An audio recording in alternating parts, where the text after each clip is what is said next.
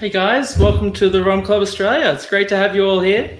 This is our second session of doing these live formats, so I really appreciate that you could all make it. And what we'll be talking about today is sustainability in rum, or as I like to call it, the sustainable spirit. So, I guess first off, why are we talking about this today and what's it all about? The Rum Club Australia is really just a format by which the clubs can get together and have a little chat about some of the brands we love and what's going on in the market. So, it really was something we wanted to start with to really bring everyone together again, as well as bring in some of the people that are in more regional cities that can't necessarily come in. Last time we hosted it, or the first time I guess you could say we hosted it, we did it on Rums of Australia, and it was a lot of fun. Really interesting to meet some of the Australian producers and see how things are changing in the market. And inspired by that, what we saw is a lot of people talking about sustainability. So we thought the best next thing is to talk about what that means and how rum is working towards a sustainable future. So the brands today have really taken some time. They're going to talk to us about what they're doing in the market. And it really is fascinating to see some of the differences between everything and basically where we're going next. It's fascinating to see rum change in the market and see its true light come to fashion. At the end of the day, rum is for me and always has been a sustainable spirit. It has always come from a byproduct of another industry. If you're new to rum, so one of the first things to know is that rum actually comes from sugarcane and is a byproduct of that sugar industry by and large. So once you take out all the sugar crystals that you use at home, basically you're left over with this byproduct called molasses. And with that molasses is what makes rum. We turn into a beer, we distill it, and there you go. Now that's called rum industrial. There's also rum agricole, which we'll talk about in the future. But today is really focused around those molasses-based rums and where the market's going with them. So I hope you've got your rum pack at home. There should be 4 rums. So 4 rums at 30 mils. If you are watching this after the session, basically, if you want, you can always just hit me up via email, and we can send you over a rum pack after the fact. This is always going to be here for posterity on YouTube, on the YouTube channel. If you are interested in seeing some of the other sessions that we've listed before, or some of the sessions coming, please just ask. We're always around and always happy to have a chat with more people that love rum. So first off, I'm just going to introduce our talkers for today. So Brian, good to see you. How you doing, buddy? Yeah, good, thank you. Mate, I see you in a car there. That's great. Yes, I promise I'm not driving. I'm sitting on the side of the highway in between our farm and Brisbane to go and drop into a couple of clients. Excellent. Well, I hope it's electric. And Rob, good to see you, buddy. Glad you could make it. Rob, you are on mute, my friend. Classic. I love it. I'm pretty good at that. Yeah, how you doing, Tom? Nice to see you, Brian. What's going on, lads? Great, mate. Good to have you here. Well, where are you joining us from today? So I'm actually in Singapore as part of my role as the Southeast Asia ambassador for Floriconia. This is where I'm based. But obviously, as you can tell from the accent, very, very much an Australian lad. Yes, always. Well, I can't wait to have a beer with you back here when you're allowed back in. Right, I'm there. And David, you're on mute as well, but there you go. Hi, Tom. Thank you for the invitation. How you doing? Good, mate. Good. Well, you're a little bit of a time zone away, aren't you? What's the time there? Yeah, it's 11 a.m. So actually, I'm here based in Madrid. But I think it's a good moment to start with a bit of rum. I mean, well, sounds about the right time of day, I think. Apparently, it's a good moment to make a tasting. So yeah, it's good just enough before for us. Midday siesta. Absolutely. And Jordan, how are we? Hello, Tom. Hello, everyone. I am fantastic. How are you? Great. Well, you're just down in Melbourne, so that's not far away. But I'm just loving that pineapple shirt, by the way. Yeah, I did not get the memo to dress formal tonight. Wow. I feel so overdressed. Oh, don't worry about that. Well, guys, look, honestly, it's fantastic to have you all here. I can't wait to get to your own individual stories on rum and why it means so much in sustainability to you. But it's really important that we have companies like you here for us and are willing to join us to work towards that sustainable future. So I just first off want to say a big thank you to all of you for joining us. Thanks for having us, Tom. Always. All right, well, guys, we'll just get into it now. I'm going to just, jump into with you, Brian, there, and talk to us about the latest from the Lord Byron Distillery. Yep. So I think everyone. So should we talk about so Lord Byron Distillery, Tom? Should we talk about sustainability or the spirit? How would you like to? I guess first off, just talk to us a little bit about what got you into rum. I know it's a brand new rum distillery there at Lord Byron, and you've only been making rum for a couple of years now. I mean, can you talk to us about what Lord Byron's about, and I guess how it all started? Yeah, of course. So I'm lucky enough to be the owner of Lord Byron Distillery, and Lord Byron Distillery is a family-owned distillery in Byron Bay. We're 100% renewable energy driven, and we're actually zero waste in the distillery. So my family own a cattle farm in Byron Shire, and historically we were feeding our cattle molasses. So Byron Bay is the most southern area where sugarcane's grown in Australia. And it's the last area where the farmers own the sugar mill as a co-op. So everything else has been corporatized in Queensland. So I was the CEO at the power station, which is next to the sugar mill. So all of the sugarcane residue goes to the power station to make renewable energy. Before that job, I was overseas for 10 years and fell in love with international style rums, some of which are actually on the call tonight. So I'm in very good company. And, you know, it was, I guess when I came home to Australia, I felt that Australia needed a good Australian rum, which was international style, as opposed to some polar bear rum that most Australians like. And, you know, I came home, cattle farm, we had a natural spring on it. I've been working in the renewable energy industry for 25 years now.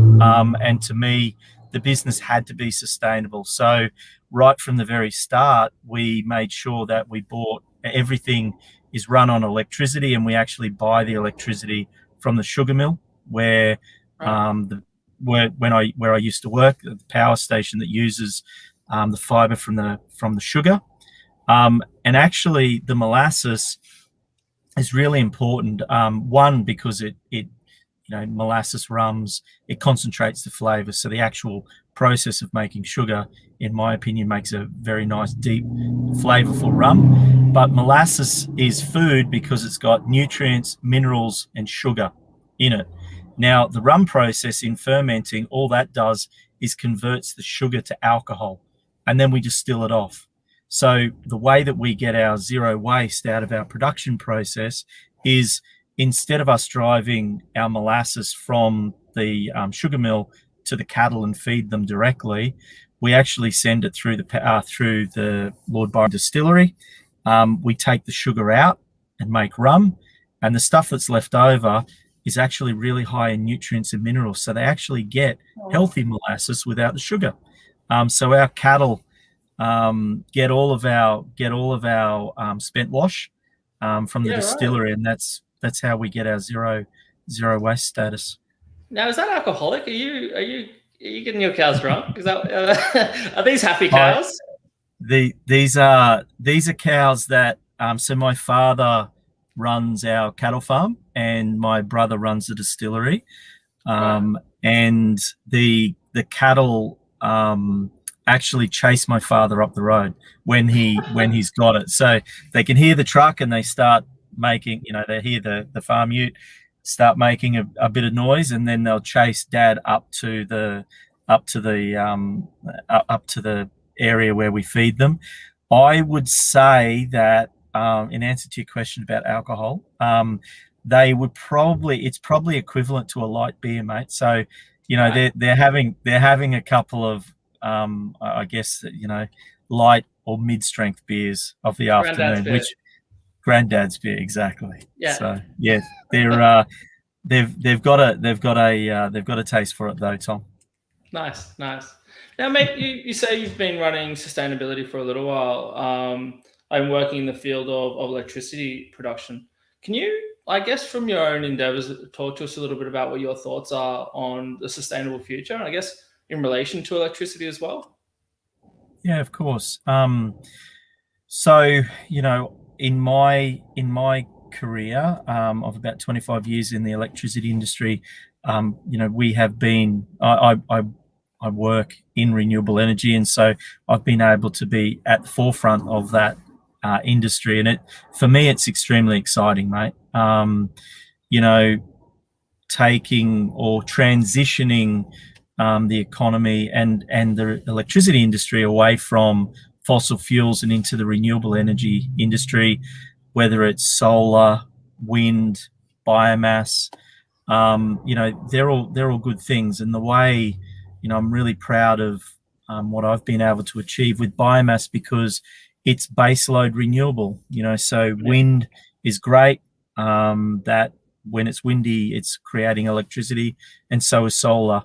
But biomass, things like sugarcane residues, they can actually be stored and then used when you want electricity. So, you know, most of us, when we turn a electricity, you know, a switch on, we don't look outside and see if it's windy. We don't look outside and see if it's during the day, you know, if it's sunny.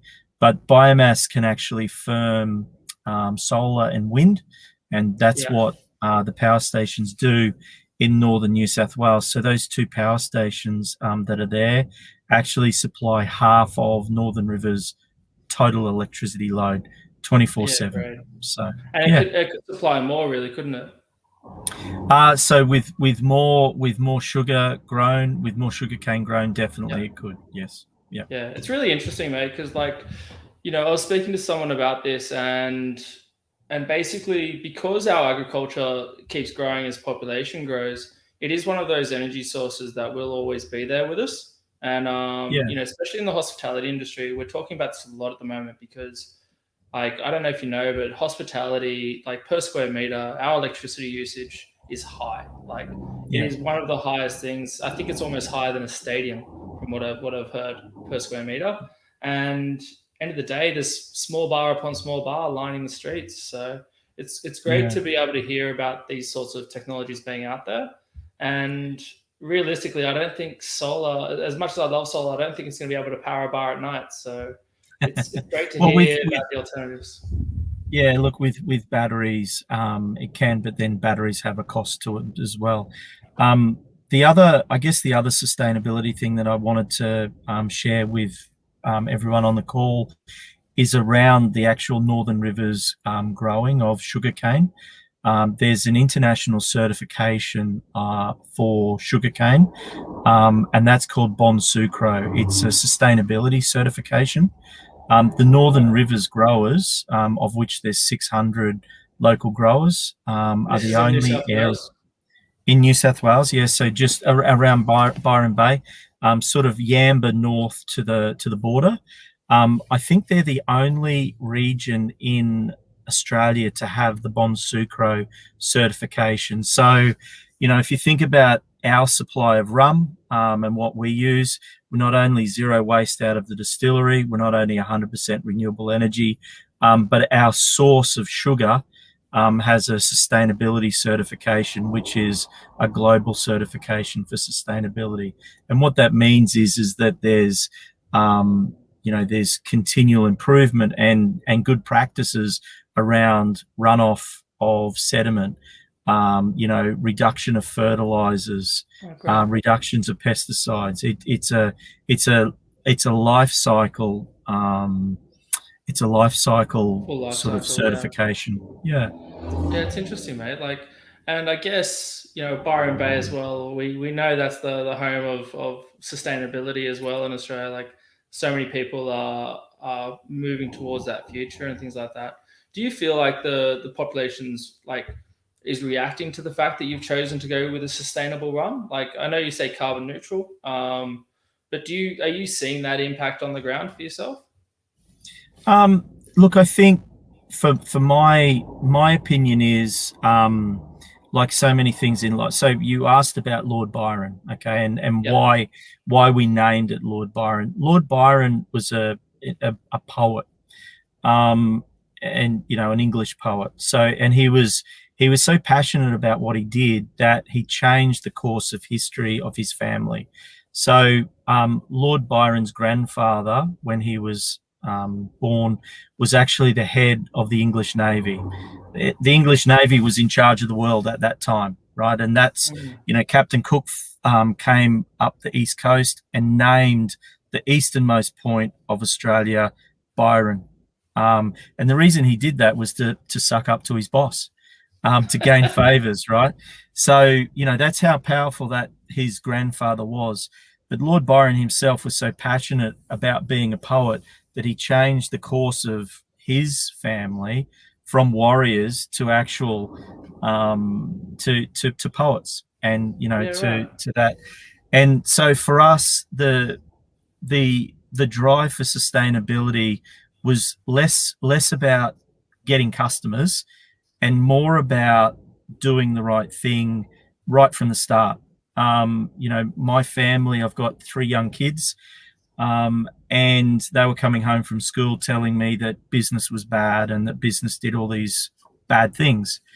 And I worked in the renewable energy industry for 20 years at that time, and I said to the kids, business doesn't always do bad. And this, for me, is a really personal example for my kids to see that you can be zero waste, you can be 100% renewable energy, you can sustain, or you can source your materials, your ingredients from sustainable suppliers, and it doesn't have to. You don't have to do the wrong thing. You don't have to change your ways if you're doing the right thing. So, for us, the sustainability was less about getting customers and more about just showing that you can do the right thing from the start.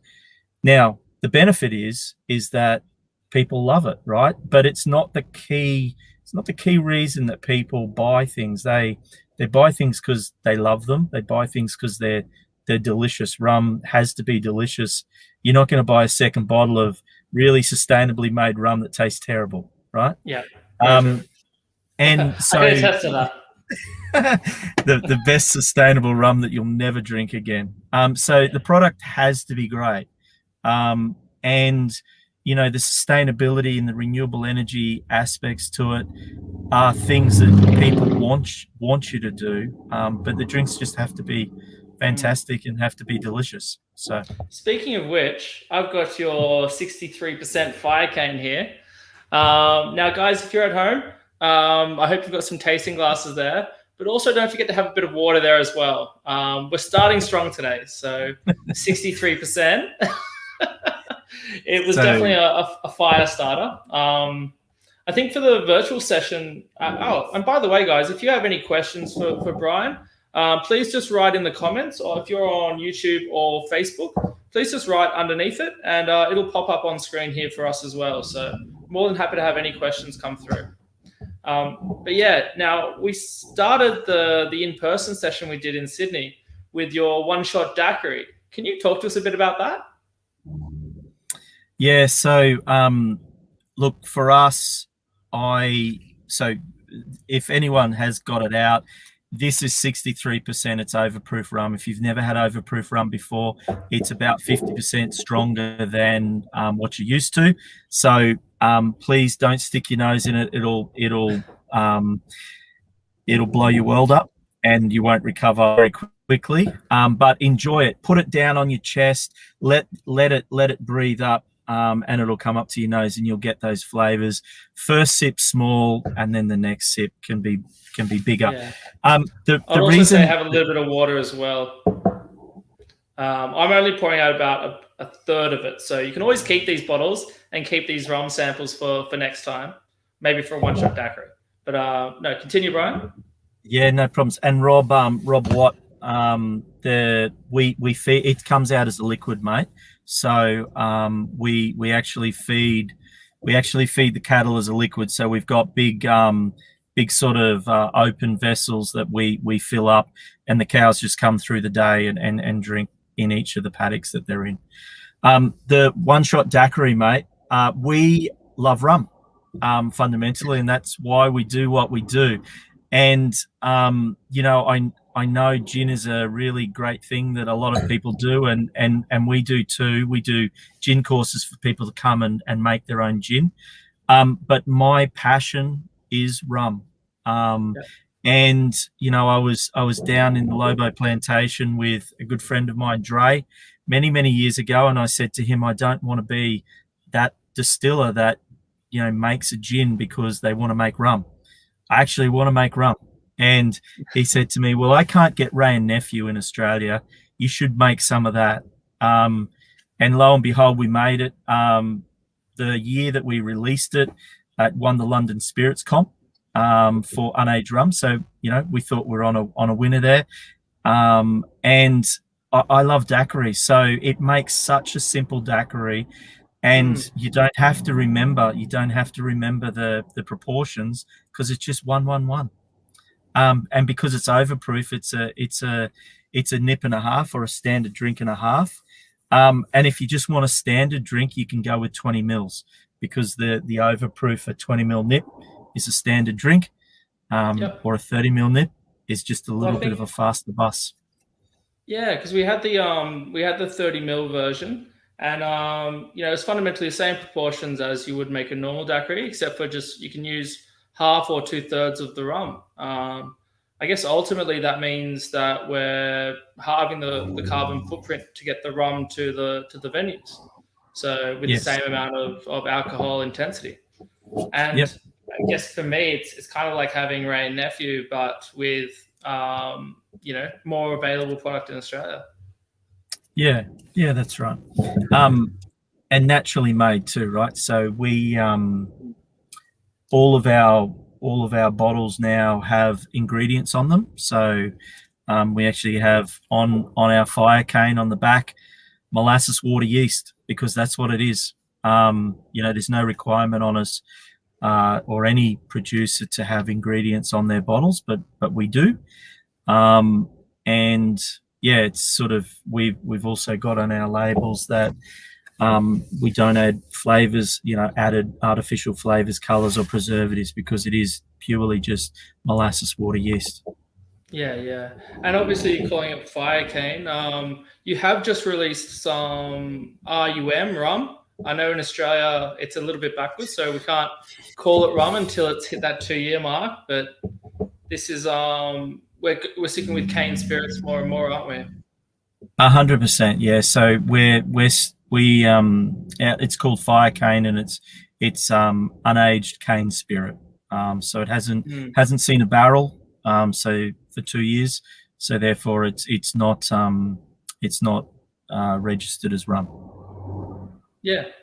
Well, I know you can't taste it there, especially if you're going to have to drive home. But at 63%, probably not a good idea. I know our other presenters today will be imbibing, but look, it is really a fantastic product. I guess the interesting part for me is just the flavor profile. It sort of just has that whole mouth effect. You're using two just types of stills as well, aren't you? So we've got a copper alembic pot stills, and we've got a pot still with a column head on it.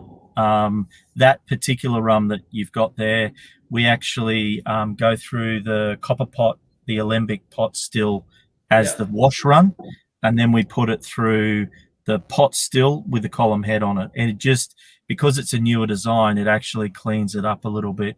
We don't run it as a continuous column. It's actually batch run. Yeah, perfect.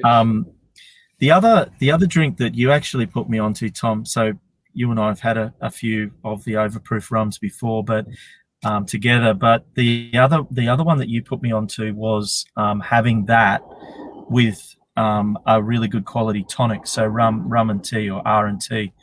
And for me, my favorite was when you had the red grapefruit in it. So our silver rum with tonic and red grapefruit. That was a new drink I'd never tasted. The thing was for me as well was in London when I was living there, it was kind of shunned on you if you were having a single gin and tonic. So you'd always have to have a double. But when I was having the fire cane, I think we might have been on Lobo again, to be honest. Yeah, we were. And it was, I felt like a gin and tonic, but I have to drink rum. And I just thought, well, I could just have the OP, but have it as a single, and it'll have the same strength as a rum and tonic, as a double gin and tonic. And it's really magnificent. Sort of the flavors and the esters really pop up really nicely on a nice tonic. Yeah, and it's a beautiful. You get those clean caramels and toffees, which is a very consistent flavor profile for ours. In our stills, we actually have electric heating rods inside the liquid, right? So you've got the stills, you've got the electric heating rods. Now that's important for us because any unfermented sugars from the molasses actually caramelize in the liquid itself, right? So it sort of burns a little bit in there. And I guess the consistent thing for me is that, when you have a creme brulee and you have the burnt sugar on the top, the stuff that everyone wants, they don't really want the caramel, they want that. that for me, or me anyway, maybe that's just me, but that burnt sugar is a consistent thing through our drinks, that whether it's aged or unaged is there. So and that comes through in spades in that silver, in the fire cane. One of the things I should mention is you can't buy this on our website because we don't sell overproof to the general customer, and we don't sell it through sell it in bottle shops and stuff like that. We do sell it through bars and restaurants. The one thing I would say is, for people that know rum and actually get it, which would be the people on this phone call because they're on a Rum Club call, the little secret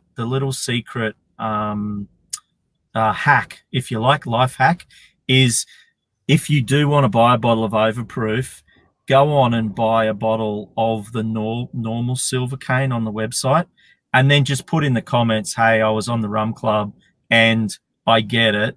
I want the overproof, not the underproof. It's exactly the same price. And we just don't sell it because you can imagine someone's going to get it. Someone's not going to understand, that overproof rum is meant to be big and bold. I mean, we have a joke when we do tastings. If you don't feel that overproof rum, then check your pulse. You might be dead, right? Because it's meant to be like that. It's meant to be like that. So that's sort of the little in club for rum clubs that we do, is to say, if you do want a bottle, go online, buy the 40%, the normal version, but then just put in the comments that you want the overproof and we'll send it to you, because we know that you're not the general consumer. You're actually someone that gets that the overproof should be like that. Yeah, and that's going to be the overproof at 500 mils for the same price as the 700 mils of the correct. Regular. Yeah, so the 700 mil silver cane is at 40%, and then the 500 mil 63%. You actually get, I think, 1 or 2 standard drinks extra in the 500 ml bottle. But yeah, it's the same price. And I just think it's nicer. I mean, it is fantastic, mate. And I think I really think that it's something that we don't have enough overproof in Australia as it is. And it's partly because of these laws that we've got surrounding rum. But also, I think you're right in that maybe not selling it through bottle shops is a regular thing. Again, about sustainability. making sure that overproof products get to more experienced hands rather than some fire juice in the backyard sort of thing. Yeah, and it only, for small businesses like ours, it only takes one or two people to jump on and, not being knowledgeable about overproof rum, sort of say, oh, this is, like something that they didn't like, or just sort of leave a negative review, and it really does harm businesses. No, of course. Well, mate, no negativity here. I'm in love with it. But if you work in hospitality as well out there, guys, please, you can speak to your local reps as well. I know that Paramount is looking at it, as well as Gateway in Sydney. And I think you've got in Queensland, you are using a different Liquid. company, Liquid. Yeah, Liquid. so we're in Liquid. And we're also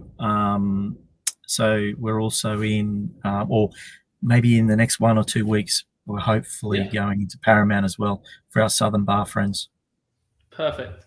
All right. And well, Richard's asking from the Netherlands. So Richard's a real rum fan who I follow quite closely in some of the international rum clubs. So Richard, we're talking about Lord Byron Distillery, which I'm very lucky to be the owner of.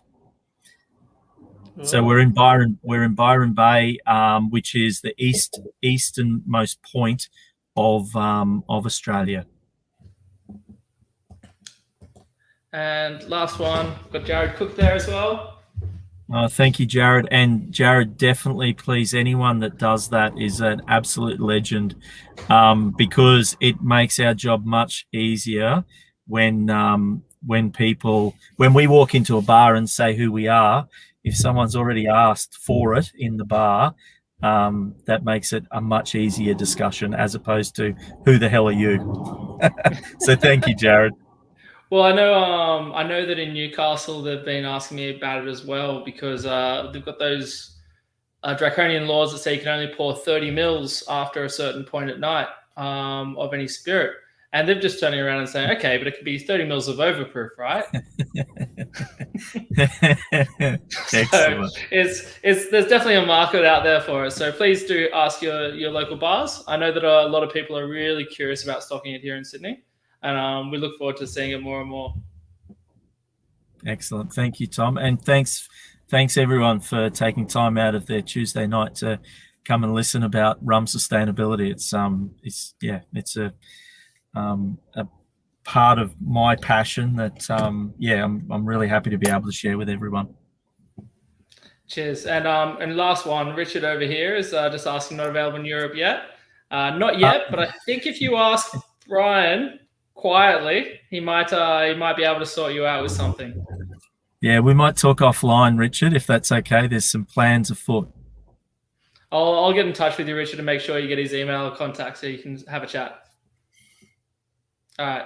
Awesome. Thanks a lot, Brian. Cheers. So that's our first guest tonight. Brian's a lovely guy from northern New South Wales. And I think it's really interesting to see someone coming from that base, from that sustainable base of the energy industry, which is a really important part of what's going to be a sustainable future, that starts to make rum as well. Because again, rum is that sustainable product that comes as a byproduct of the base of that industry. And it's great to see sugar fundamentally being not only made in a sustainable way, but then being used to produce that electricity as well as produce rum. So it really is using a closed loop system of production. And it's fantastic to see something local in Australia going to that effort and making that, not only because it's a hype topic right now, but because Brian's been doing it for 20 odd years. So really do appreciate his time and everything he's doing up there. Now, for my next guest, someone who has been doing, a brand that's been doing rum for a lot longer, and basically has been at the forefront of sustainable products and mainland production. Rob, it's great to have you here, buddy. Yeah, cheers, Tom. Appreciate that, man. That was quite interesting chat there. It was great listening along to that. Yeah, it's fascinating to see the sort of effort that you have to go to create that sustainable product. And I guess, we're thinking about it probably over the last 5 years. I've been thinking a lot more about it. And I think it's really interesting to see that rum has always been part of that sustainable project. But I know, especially in places like Nicaragua, that it's at the forefront of their minds, because realistically, they are products that are, well, they're around the Caribbean, and Caribbean's sinking. And sustainability on the mainland as well is pretty damn important to make sure you can make everyone happy and take care of everyone. Yeah, 100%. And it's definitely an ethos that Flor de Caña as a brand really takes quite seriously, in regards to not only the production process, but in actually taking into aspect the environment and the community as well. So, can you speak to us a little bit about what sort of sustainable aspects you guys really focus on these days, and I guess what you guys are doing over there? Yeah, 100%. So for those that don't know, Flor de Caña is a Spanish-style rum that's actually produced in the country of Nicaragua, which is Central America, mainland, that thin little piece that connects the north and the south together. Nicaragua is known as the land of lakes and volcanoes. It has over 60 volcanoes, the largest of which is called the San Cristobal, still active, recently erupted about 3 weeks ago. And our distillery is located about 5 miles away from that. The Flor de Caña rum is a family-owned rum. It's been in operation for over 130 years now. And it all comes from one single estate. So the sugarcane is grown on one estate. The rum is produced at the same site. And as a result, the entire process is governed in a way that allows us to look after sustainability. So back in 2018, we were one of the first spirits in the world to attain a fair trade certification. And fair trade certification actually comprises of a few different components, one being environment, one being community, and one being your employees. The environment is huge, and that is essentially the sustainable production element, as well as our tree planting initiative of over 50,000 trees every year. The employee component is actually a part that's really close and dear to my heart. There is a hospital and a school that have been built and completely funded by the brand. And essentially, if you're a family member of any employee for Flor de Caña, you are entitled to free healthcare and free education. The reason why this is so important is that Nicaragua is actually, as a result of the history of South America, and is the case of a lot of Central American countries, it is a very poor country. And our brand actually makes up, this is incredible, over 20% of the GDP for Nicaragua, which is by all means absolutely astounding, but it does come with a very heavy responsibility.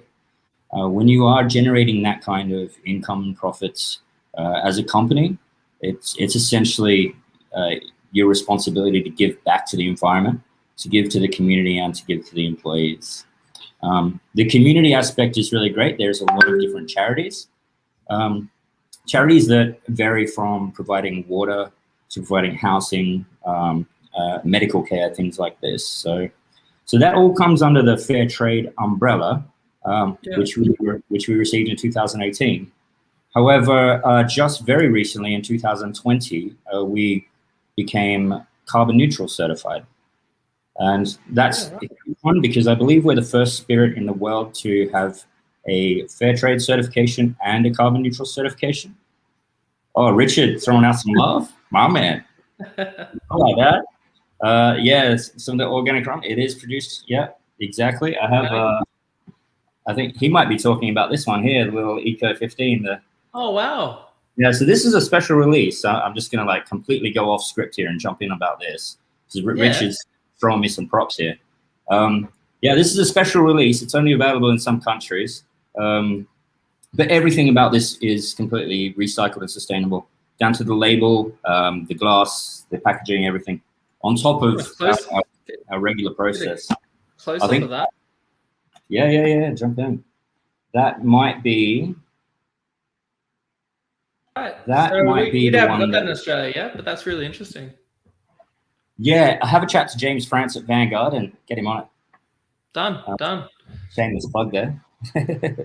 So yeah, fair trade and carbon neutral certifications are big for us. Yep. The other things, it was really cool actually. Our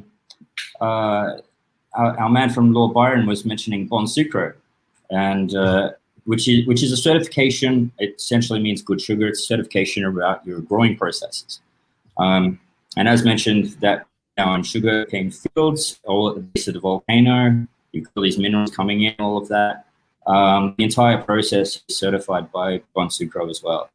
But that growing process allows us to actually control a lot of the other aspects in regards to renewable energy and recycling. It's very similar to Lord Byron. It's 100% renewable energy.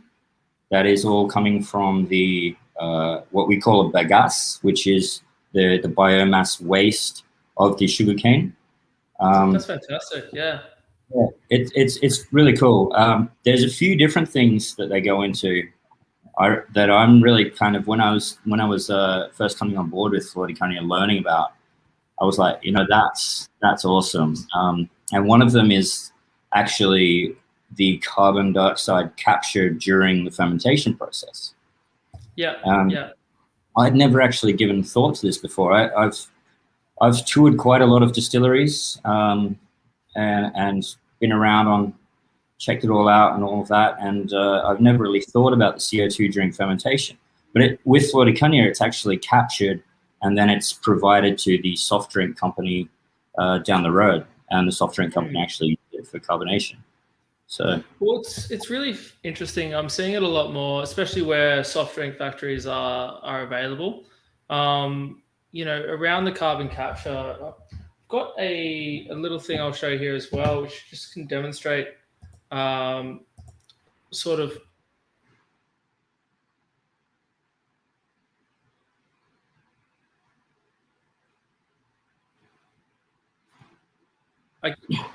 one second, that the actual cane to cut cane goes to the sugar mill, and then obviously the sugar goes onto the venues, the rum goes onto the venues, but you can actually send that onto a plant, and then the CO2 release is actually equivalent, if not less, than the recapture by that same sugarcane field.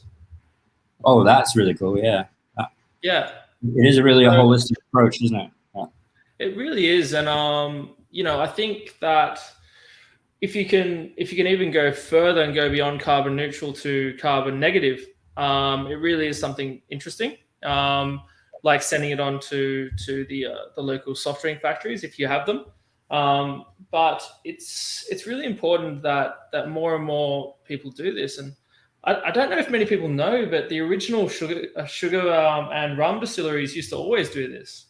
So they used to always power the local towns. Yeah, sure. That surrounded them. So I think Bean Lee Distillery did that at one point. So they were right on the river there.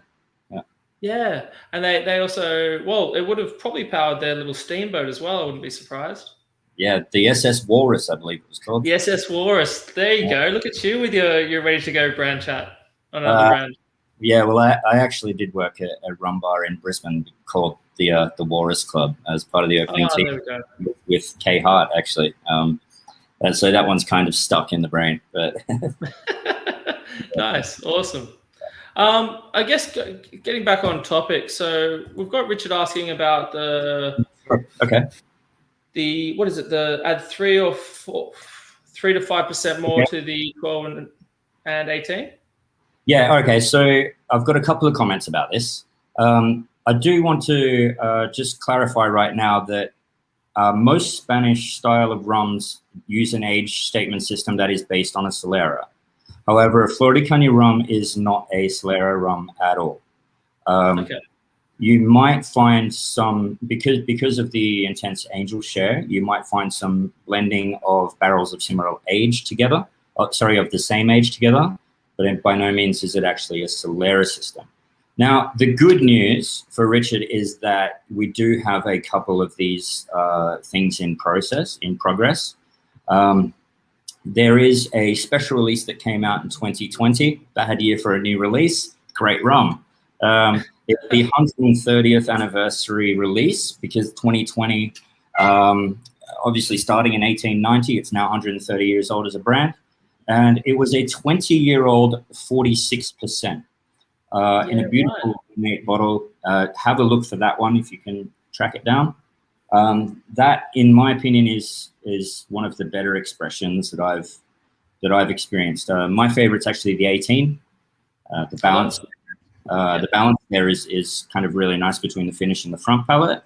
But I guess I should take this moment to mention. I was going to say you've definitely made me thirsty here, so I'm just going to go get my. As soon as you start talking, if everyone's got the Flor de Caña 12-year with them there, please feel free to pour out a little or a lot, depending on your mood tonight. It is a Tuesday. Yep. And the other good news for Richard is that I'm working on a private cask program as well. And actually, right next to me right now, I have a whole bunch of samples that are anywhere from 65, 60, 50, 55%. And the plan is that essentially people looking to experience these things can actually get in touch with me and have a look at purchasing their own private casks after tasting a sample of different ABVs. It's one thing that I'm really pushing for also in some limited edition special releases because I know that the rum enthusiast crowd right now and the collectors and all that are looking for these higher ABVs. Interested in private casks, hit me up, homie. Rob Scott, Facebook, Panther Rob, Instagram, hashtag, whatever. We'll have that, homie.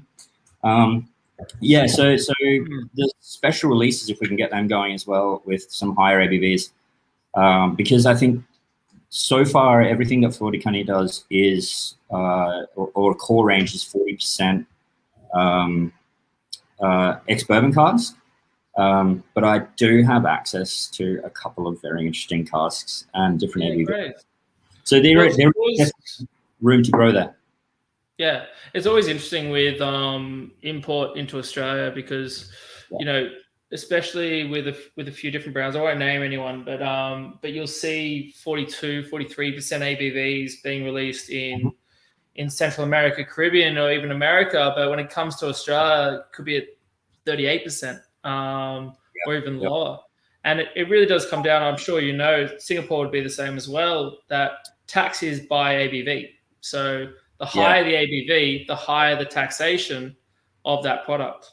Exactly. And Singapore and Australia are very much related. Just in case anybody's missed it, I am based in Singapore as the Southeast Asia ambassador. However, coming from Australia originally, when I first moved over here, I was with the Burnt Ends restaurant and looking after some of their import and export. And the tax is actually very, very similar between Australia and Singapore. It's actually a little bit more expensive in Singapore. However, even with that, there is a market here for the higher ABV products. So, I mean, there's a lot of collectors enthusiasts and there's a fair bit of money in Singapore. But I think it just comes down to demand. It's business. If there's demand, there's going to be supply for it. So, yeah. Look, it's fantastic that that you guys are working so closely towards these products. I think especially in places like Nicaragua, hearing about the hospital and trying to give back. There wouldn't be a hospital if you guys weren't providing it for. It really is that dire sometimes. And I know their specialty in burns units as well is really fascinating. It's amazing to see a distillery give back to its community like it is. Yeah, it's huge. And we were supposed to be over there early last year. However, 2020, we were over there in January 2020. We were there. And it was really great. We got a tour of it's called Apriquen, the burns unit that you just mentioned. Now, coming from Australia, you think well, how important is a burns unit? How often are people getting burned? But then when you consider the lifestyle difference, it really is a huge thing, because a lot of the housing there, they don't have a separate kitchen and a separate fireplace or a stove or anything. Generally, there's one big multi-purpose room, and there's a fire in the middle of it with a pot going. You've got a few little animals and kids running around. There are a lot of accidents as a result of this low economy style of living. So it's really cool to see that, you know, the brand is actually putting a lot of effort back into that. So, and trying to provide the water and housing as well. Yeah, it's great to see, I guess, seeing the amount of effort, like being fair trade as well as organic and carbon neutral. Like, these are all important things. You know, it's hard with qualifications these days, especially because of, I don't know if you've seen, if your lockdown time has given you a chance to see Seaspiracy yet, but trying to get the Seaspiracy documentary. Have you? Oh, right. Yeah. I had a quick look at that. Yeah. Yeah. Well, just finding the right qualifications, I guess, does make it a little bit harder, but I guess it really comes down to what we're actually doing on the ground. Yeah, sure. Yeah, that Seaspiracy was interesting, particularly living in Southeast Asia, where a lot of the food culture is from the ocean. One of the national dishes here is chili crab. You know, so you get a lot of that. Actually, we also sponsor the Sustainability Award for the world's top 50 restaurants. Yep. And I was chatting a little bit about this food sustainability with the winner of the Asian Sustainability Award, which was Chef Han at Restaurant Labyrinth. And we did a great little collab dinner with him recently, and was just chatting about where he sources his ingredients from. And there is a lot of initiative to actually have sustainable farming processes around. They can be found. It just, you know, rather than just going down to your major supermarket chain, maybe you need to put in a little bit of effort and track it down. But the food waste and the zero waste in a whole is a really big thing for the brand, even with some of the upcoming activations we've got as well. Yeah, well, I've seen you've also got the sustainability cocktail competition. We skipped 2020, but are we going to see that again in 2021, 2022? Yeah, for sure. So Carlos Herworth, some of you might know, he's a Brisbane bartender. Dude works out too. He's fit. Total man crush. He's our Australian champion, and we're still going to try and figure out when we can get him over to Nicaragua and actually complete the 2019, because the finals we were about to do for the World Sustainable Floricandia competition were actually about a week after the world went into lockdown. But there is a few different things. So regarding awareness, so obviously you've got your community aspects, your employee aspects, but then you've also got consumer responsibility when you're promoting sustainability as well. And that comes in the form of these activations. So we do have a partnership with a group called One Tree Planted. And that's the 22nd of April, just last week, was World Earth Day. Yeah, so we had quite a few different venues around the world, to be honest, doing a little collab with One Tree Planted, where either $1 from a drink or, you know, a $5 donation got you a free drink. Basically, we're planting trees with venues. Oh, fantastic. Another big one we've got coming up is which will actually be a great benefit to the consumers is so July is Zero Waste Month. And throughout the month of July, we've got a whole bunch of venues worldwide. We've partnered with Food Made Good and Cocktails for You. We're going to be doing a bit of promo. But there's going to be venues around the world jumping on making a sustainable zero waste cocktail for the month of July for their own venues. And it'll help to raise a bit of awareness, and the consumers go down, have a drink, have a good time. Right, that's great. Fantastic. Is that going to be, so that will be worldwide? I haven't heard anything Yes, that's a worldwide thing.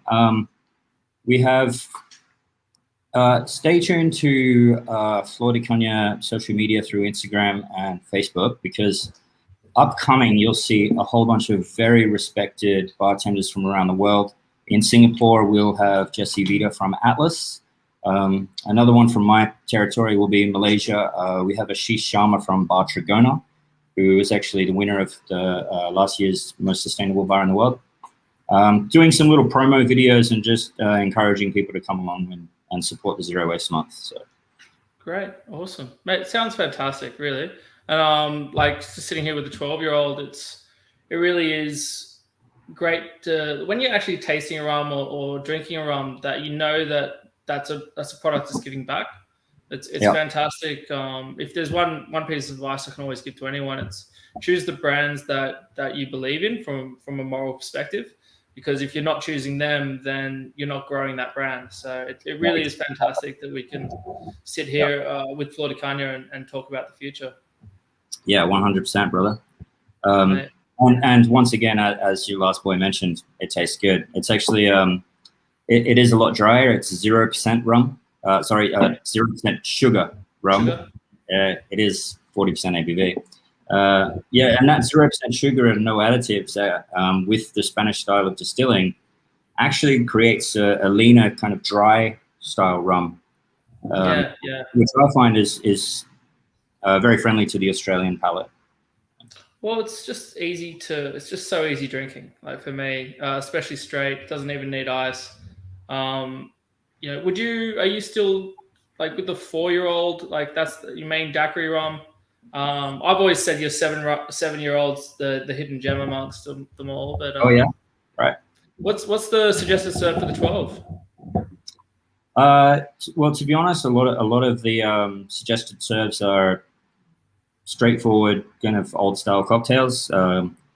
The old fashioned seems to be the go-to for the 12.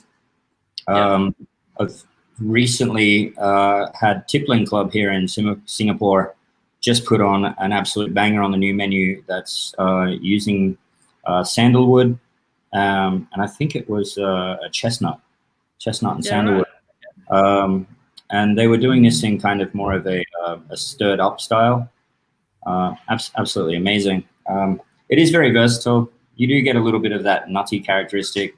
You do get a nice kind of butterscotch caramel coming through. That's all the results of the bourbon cast. So a lot of those traditional kind of stirred down drinks are always good to go.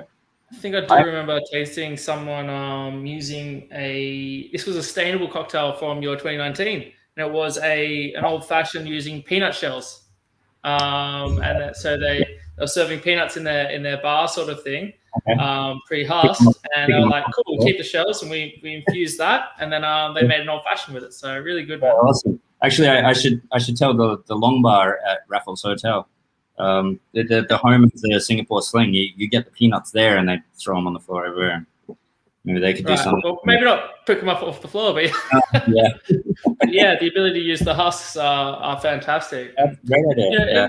End of the day, I guess finding inspiration or giving these awards out for inspiration towards sustainability is what changes the market in a day. It's giving that thought, that presence of mind to everyone that's making drinks with it, so that we can all just work towards that sustainable future. So, 100%, bro.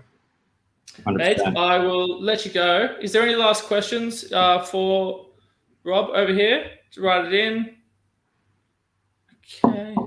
No, that's all good. The only other thing I'd have to say is regarding rum fans drinking cocktails is let's popularize the Remember the Main. Remember the Main? Yeah. Let's get a little bit more of that in our lives, I think. I think so, definitely. I think just pushing the sustainable spirit, keep on the rum. However you are drinking your cocktails, choose products that choose sustainability. 100%, man. Yeah. All right. Well, pleasure, Rob. I'll catch you next time. Thank you very much, brother. Cheers, man. So that's Rob Scott. Look, honestly, it's really important that distilleries are doing the right practices where they're located. We talk about Nicaragua and the amount of work they're doing there, but we're not talking about some of the other countries and the lack of work that is actually done. Line of sight and having that presence of mind to really work towards a future is really important. And if you can't see what that distillery is doing, then is it choosing to perform the correct practices? So seeking out that certification, organic, choosing fair trade is really important because it means that you are choosing products that are supporting the local communities. Building hospitals, taking care of the people that work for you, starting sustainable cocktail competitions, really important ways of changing the market and just giving back in general. It's really important that brands are outwardly talking about what they're doing, but the fact is brands like Flor de Caña have just been doing it for years regardless. So it's fantastic to talk to Rob today and talk to him about what's going on down at Flor de Caña and seeing the improvements that they're actually putting in place for Nicaragua as a whole, as a community, and outwardly to the world. So, and that's no different for the next guys we're talking to here with David. David, pleasure to have you with us today. Hi, Tom. It's a pleasure to be here, and it has been a fantastic conversation so far. It's great to hear all the different efforts, as you were saying, from the industry and from our side as the brands. We really need to give back a little bit, keep going on these efforts, and lead the way, as we were listening to our other guests. So it's great to be part, of this commitment, and it's great to give our little sand grain in all these efforts. Well, thinking about it, and we're all coming out of COVID. I know some places have been hit worse than the most, especially you there in Spain. And if for nothing else, I think it's time that we really do wake up and start taking care of the world and rebuild the world in the right image this time around. Absolutely. And I'm based here in Spain, in Madrid. I'm the global manager of communications and PR for Diplomatico. But as you know, our distillery is in Venezuela. And the COVID over there hit really, really hard. So we have been struggling a lot, since the pandemic appears. But we're still committed, to keep supporting our people, to keep making a quality rum with a minimum impact, on the environment, and thinking always, on the future generations in each step that we are doing, producing our rums. Yeah, definitely. Now, look, you're here to talk to us today about the sustainability of Diplomatico and all the work you've been doing.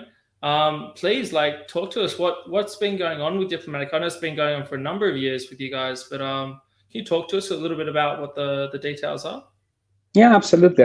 And thanks again for the opportunity. As you said, from Diplomatico, we have been committed for a long, long time on our sustainable practices. I'm going to share my screen so we can follow a little bit, all the different efforts from the brand until nowadays. So let me see if it's, you can see the screen. I'll leave you to it. That's all set. Thank you very much. So, we are really, really proud to be the heart of rum. We're really passionate about all the things we are, and we really believe, we are a truly rum with heart. A very, very sneak peek about Diplomatico. We're 100% independent Venezuelan rum makers, family run with a strong duty of integrity and care, and clearly sustainability and responsibility are at the heart of our business. Here is a picture of family members, our CEO, Jose Ballesteros, and his son. And this is one of the classic quotes from Mr. Ballesteros. Our sustainability program is the result of the engagement and voluntary commitment of all our employers, partners, and distributors who share the Diplomatico values. So this is basically something that we really believe in, and we really share these values with all our partners, distributors, and actually our clients as well, to be part actively of these initiatives that we've been working on Diplomatico for a long time. So just a very, very quickly overview about our families. We really are committed to make a very, very qualitative rums. As my colleagues were saying before, you can do all the sustainability practices, but if the product is not good, you will not drink it again. So we're very committed on making these superb rums full of quality, and at the end, it's a very craftsmanship process. We also have this sense of responsibility and integrity about our environment, our production process, but also caring about our people. Finally, well, we have these family values. We really believe in this, and this make us, to have an authentic way to understand and to share our rums. So this year, we launched globally our Distill Consciously program, which is a platform that represents our commitment to prioritizing a more responsible business practices, to rallying people around our initiatives, and to making positive and meaningful differences today, tomorrow, and for future generations of passionate rum makers.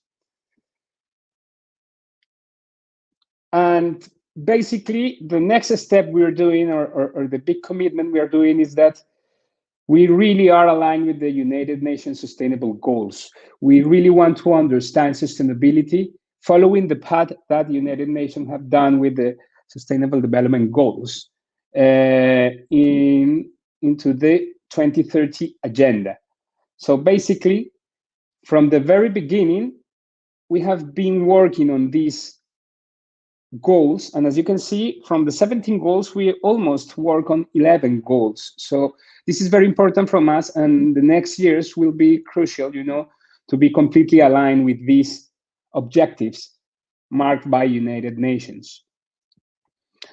And our pillars and our key pillars on our sustainable practices are probably the most important and key ones that my colleagues already said. We really are very careful about our process. We need to minimize, all the impact we're doing during the rum making process.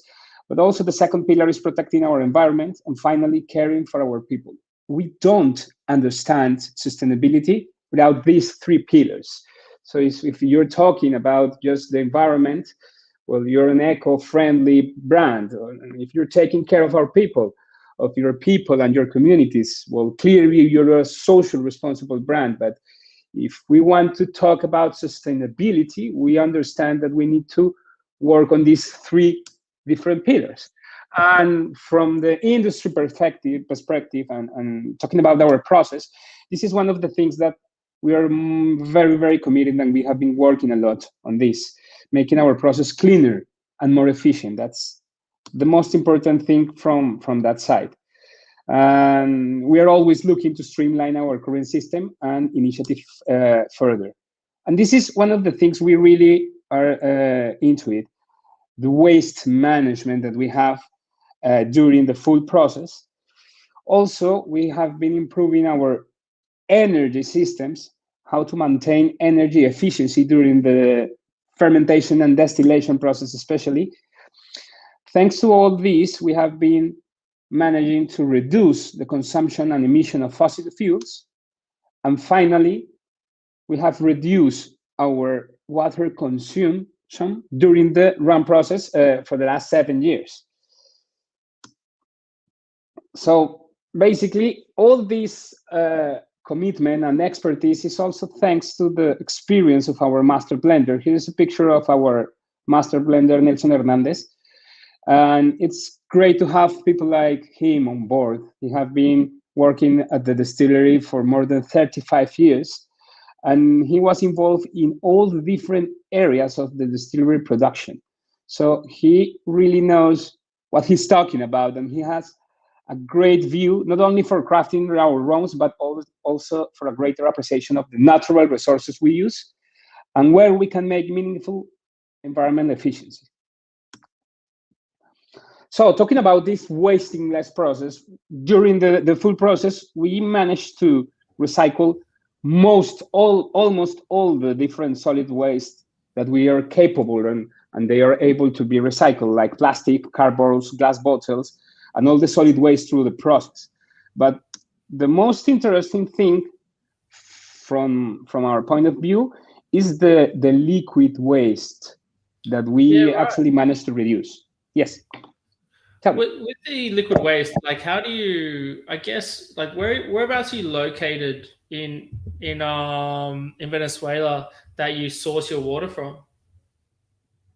Yeah, well, the distillery is located in a really, really amazing and wonderful area, which is very near to the Andes Mountain, and it's also full, of very pure and crystalline water sources. So we use that sources, but we're always looking on how to reduce this consumption. But we are very lucky to have a very spectacular surroundings, and we really take care about this because we understand that all these raw materials that we have in Venezuela are essential to produce our rum. So we need to work on minimize our impact in all these aspects. So in the case of the liquid reuse, this is great because we managed, to treat and make a very in-depth and delicate process about, the clarification of the liquid waste of the molasses during the fermentation and distillation, which is called the vinous. So this vinous is treated and then reused as organic fertilizer to grow our sugar canes and grass. And it also allowed us to use less, pesticides, and it's actually a very rich liquid in nutrients. So we managed to cover more or less 120 acres of farmland by these vinous, but also we are helping and supporting the families, because basically between 25 and 30 families are using these vinous for their own crops. And this is very great because we're actually working, on a circular economy, and all these families are receiving this liquid, this vinous, by a specific pipelines we designed. We're talking about more than 20 kilometers of pipelines that move, all this waste, all this liquid into the families as well. So they can, have this special liquid rich in nutrients for their own crops. That's amazing, really good. And also during the production, to date, we have 80% of our energy self-generated. It's not it wasn't, a very easy process, but actually the idea was to create a cogeneration system that combines thermal and electrical energy to power our entire distillery. And, during the year, we can have peaks of 90 or 95% self-generate energy, but the total in the year is more or less about 80%. And thanks to this system, we are reducing our fossil fuel consumption between a 40-45%, thanks obviously to the thermal energy and, all the different steam from the distillation that we're using for that. It's helping us at the end to reduce the fossil fuel consumption. Do you think that you'll be moving towards solar in the near future as well? I know it's so hot down there. Yeah, no, but absolutely, this is one of the things we want to keep working on, because as we were listening to Flor de Caña, they are very, very advanced, on the carbon print, the footprint on carbon, and this is one of the things we really want to work on. And clearly, already being at 80% is fantastic if you're not still already using it. Yeah, no, absolutely. This has been a great effort, and at the end, all this process have allowed us to reduce our water consumption by 50% in the last 7 years. So this is also a very, very great effort, and thanks, to a big investment on the cooling system, also the big investment, on the clarification and treatment of the vinous, we are using less and less water during our full rum process, and this is something really great, and this achievement is very important for us, and clearly to protect the environments of the distillery. Yeah. And this is the way where we do something else about the production. We try to protect our environment, and we are totally committed to protect and preserve our land. We feel very lucky to have our distillery located in a very beautiful place, very near to the Andes, and it's actually a biodiversity area. The proper distillery, we will look at that. So basically, aligned with the sustainable development goals, we are promoting good practices when farming, with also protecting the environment, forest, and wildlife, and we are protecting the life below water and try to contribute to protect sea life. So this is also thanks to the voluntary commitment of all our employees. And in this case, our focus is on minimizing the environmental impact on every single one of operations, and taking one step further by committing to our surroundings beyond the distillery. So the distillery is located more or less in the center of the country, but we are also having, different activities and initiatives that goes way beyond our area. We have planted 16,000 trees locally, and we really want to move forward on this. And all the different initiatives we're working on are also accompanied by environmental and education programs to the local community and also to our employees. In this case, a very specific program is developed on the Sarare River Basin that affects directly to all the area of the distillery. And well, we have these activities since 1992 with active reforestation programs and clearly trying to increase local biodiversity. This is very important for Venezuela since it's in the top 20 countries with more biodiversity in the world. And that's one of the reasons we really want to be active on these cases. And talking about the sea and the life below the water, we have more than 1,600 volunteers collecting plastic and solid waste, around the beach from the Caribbean Sea.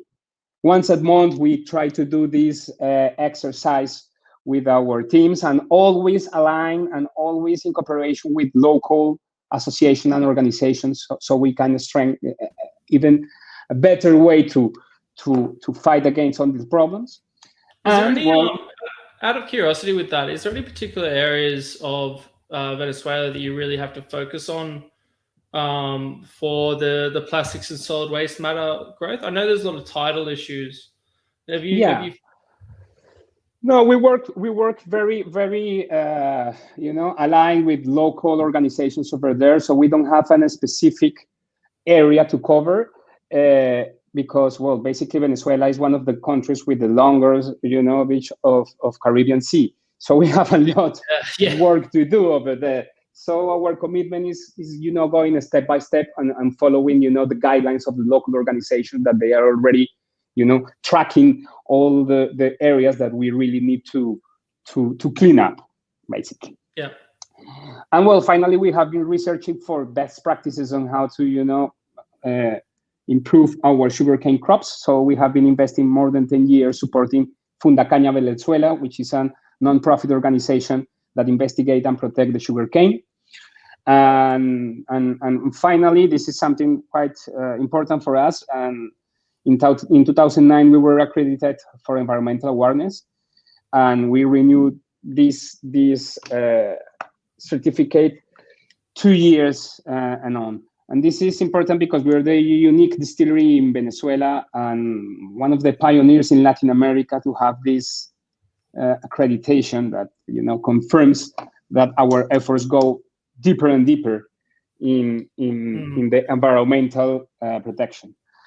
And finally, our third pillar, which is basically the one that I feel most proud of it, is caring of our people. So we are really focused on a greater health system, education, empowerment, and equality.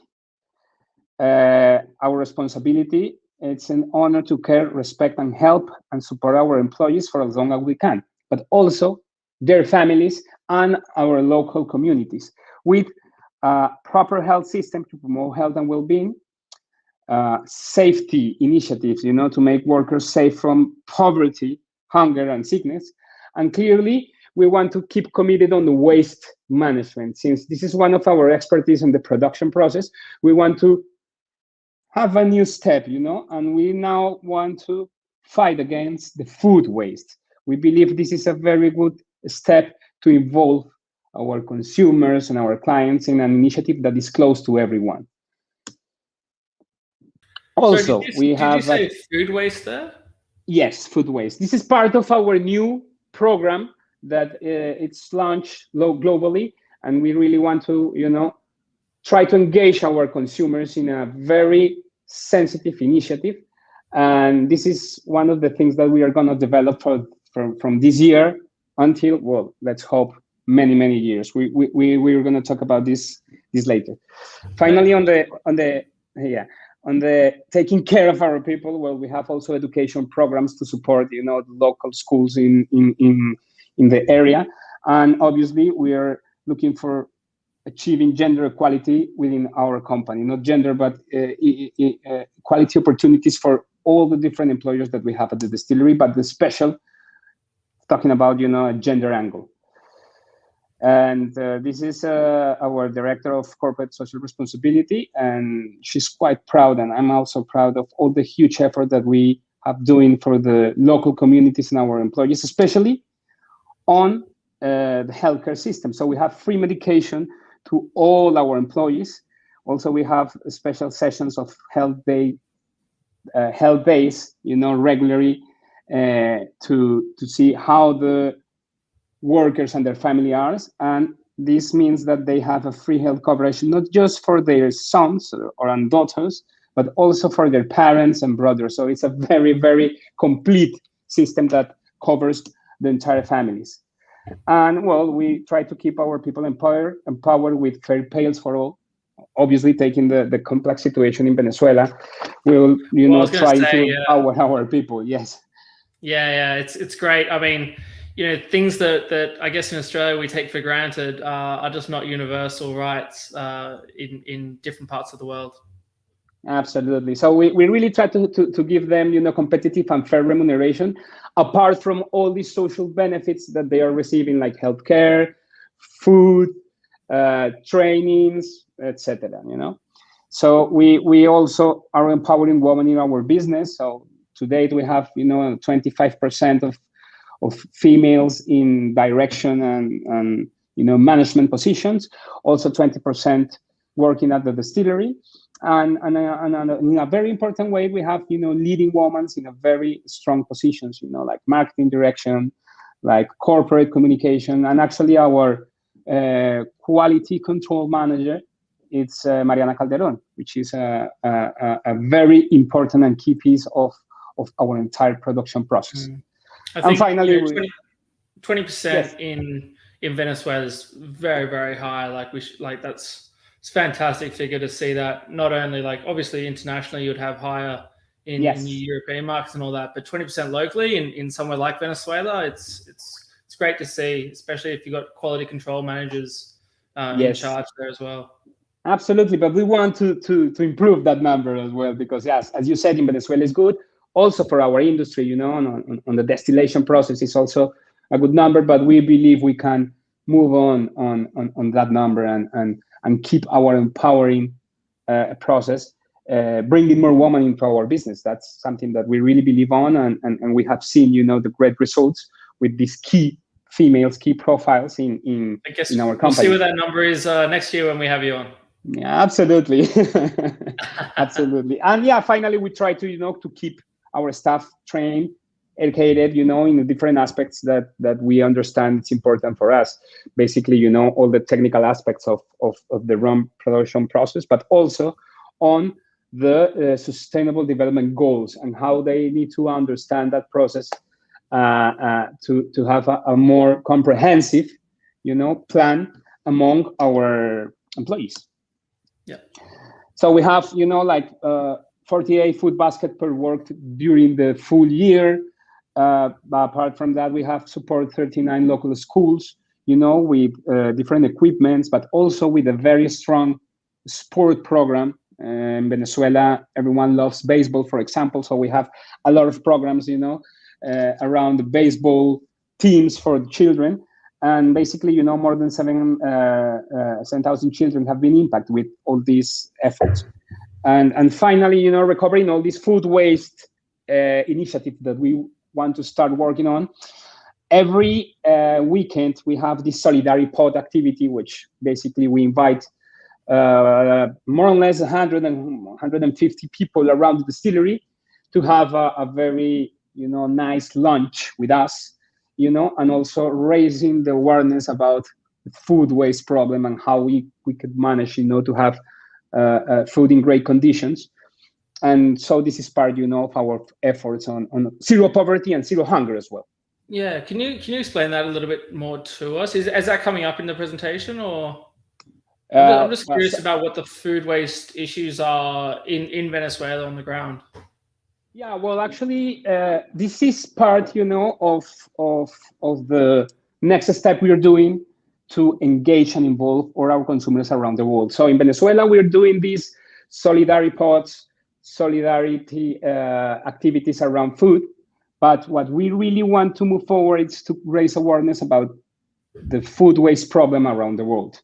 And why is that? Right. Because as at the beginning, I was explaining our expertise on the waste management system, but we really want to involve, especially our consumers, in our activities, and we want them to be part of this initiative. So we thought about something that feels very, very close, to the people, and it's food at the end. Food is, part of something bigger than just, your physical needs.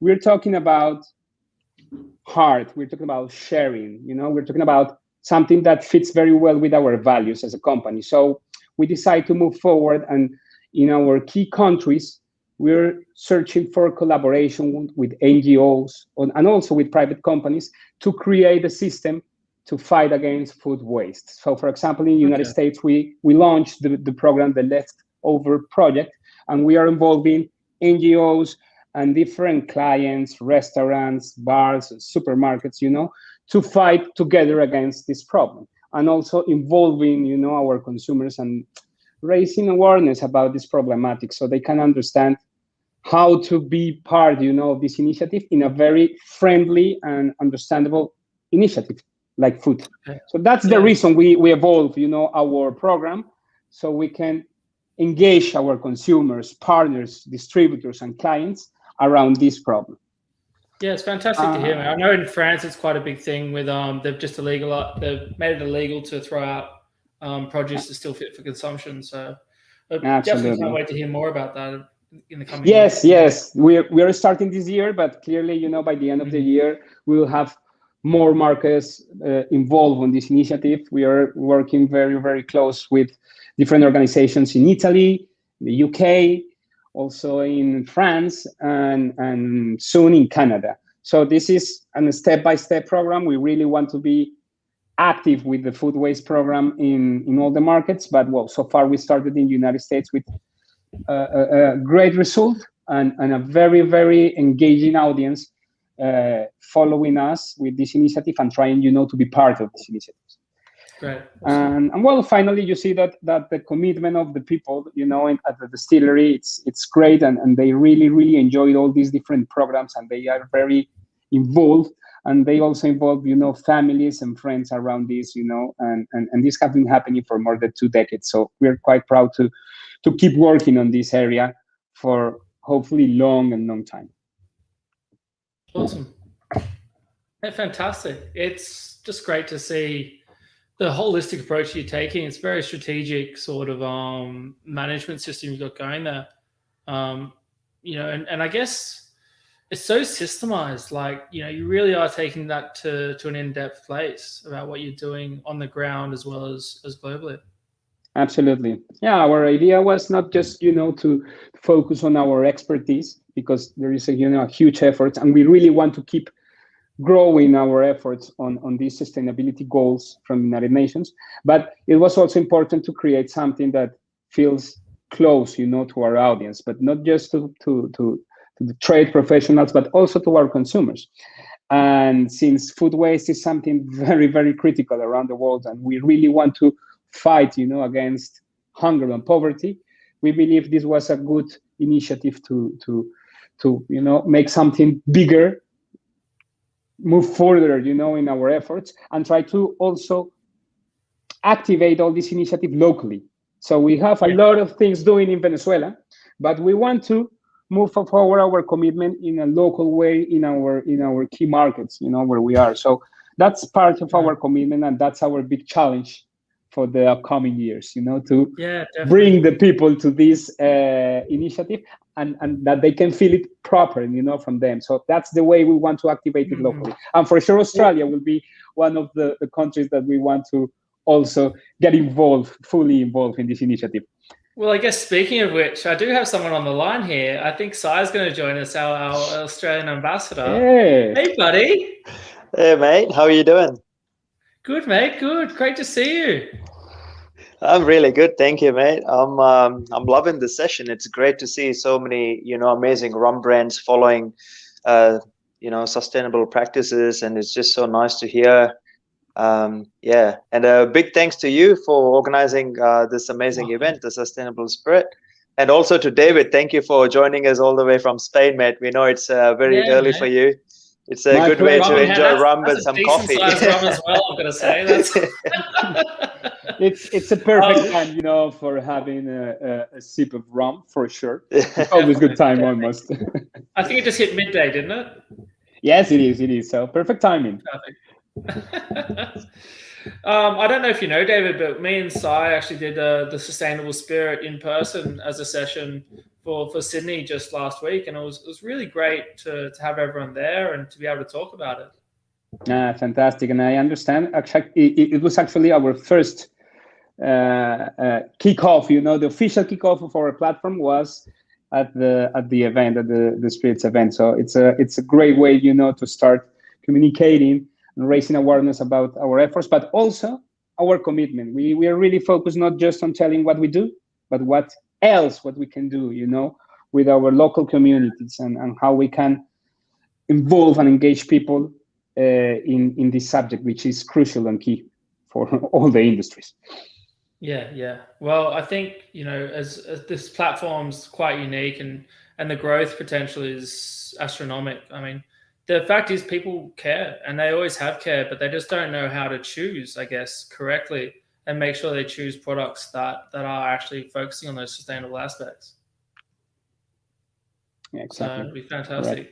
Speaking of which, should we, I mean, David's got some in his hand. I mean, Sai, do you have some? I got a bottle. There you go. Yeah. I got it ready in Guys, here. have it at home. Let's pour out a little sample for ourselves. Yep. I'm definitely pouring heavy on rum 3. Let's just say that. Nice. So what are we tasting, Sai? Talk to us. Yep. So here we have Diplomatico Reserva Exclusiva, which is our flagship rum. So the whole idea of Diplomatico was to create a rum which is very palatable and easy to drink. So what we have here is the Exclusiva. So this rum is made from 2 different styles of molasses, which is then fermented and distilled using 3 different distillation systems. So Diplomatico has very unique process. I think we are the only rum brand in the world which use 3 different stills in order to make our rum. So we have a barbet column, we have a batch kettle still, and we also have a pot still. And then we age our rum in a lot of different casks. We have the ex-bourbon barrels, we got the single malt whiskey barrels, and also new American oak. So this is a blend of all these different rums which are aged, and it is at 40% ABV. So it goes down a treat. On the nose, this beautiful aroma of baked bananas, orange, some coffee.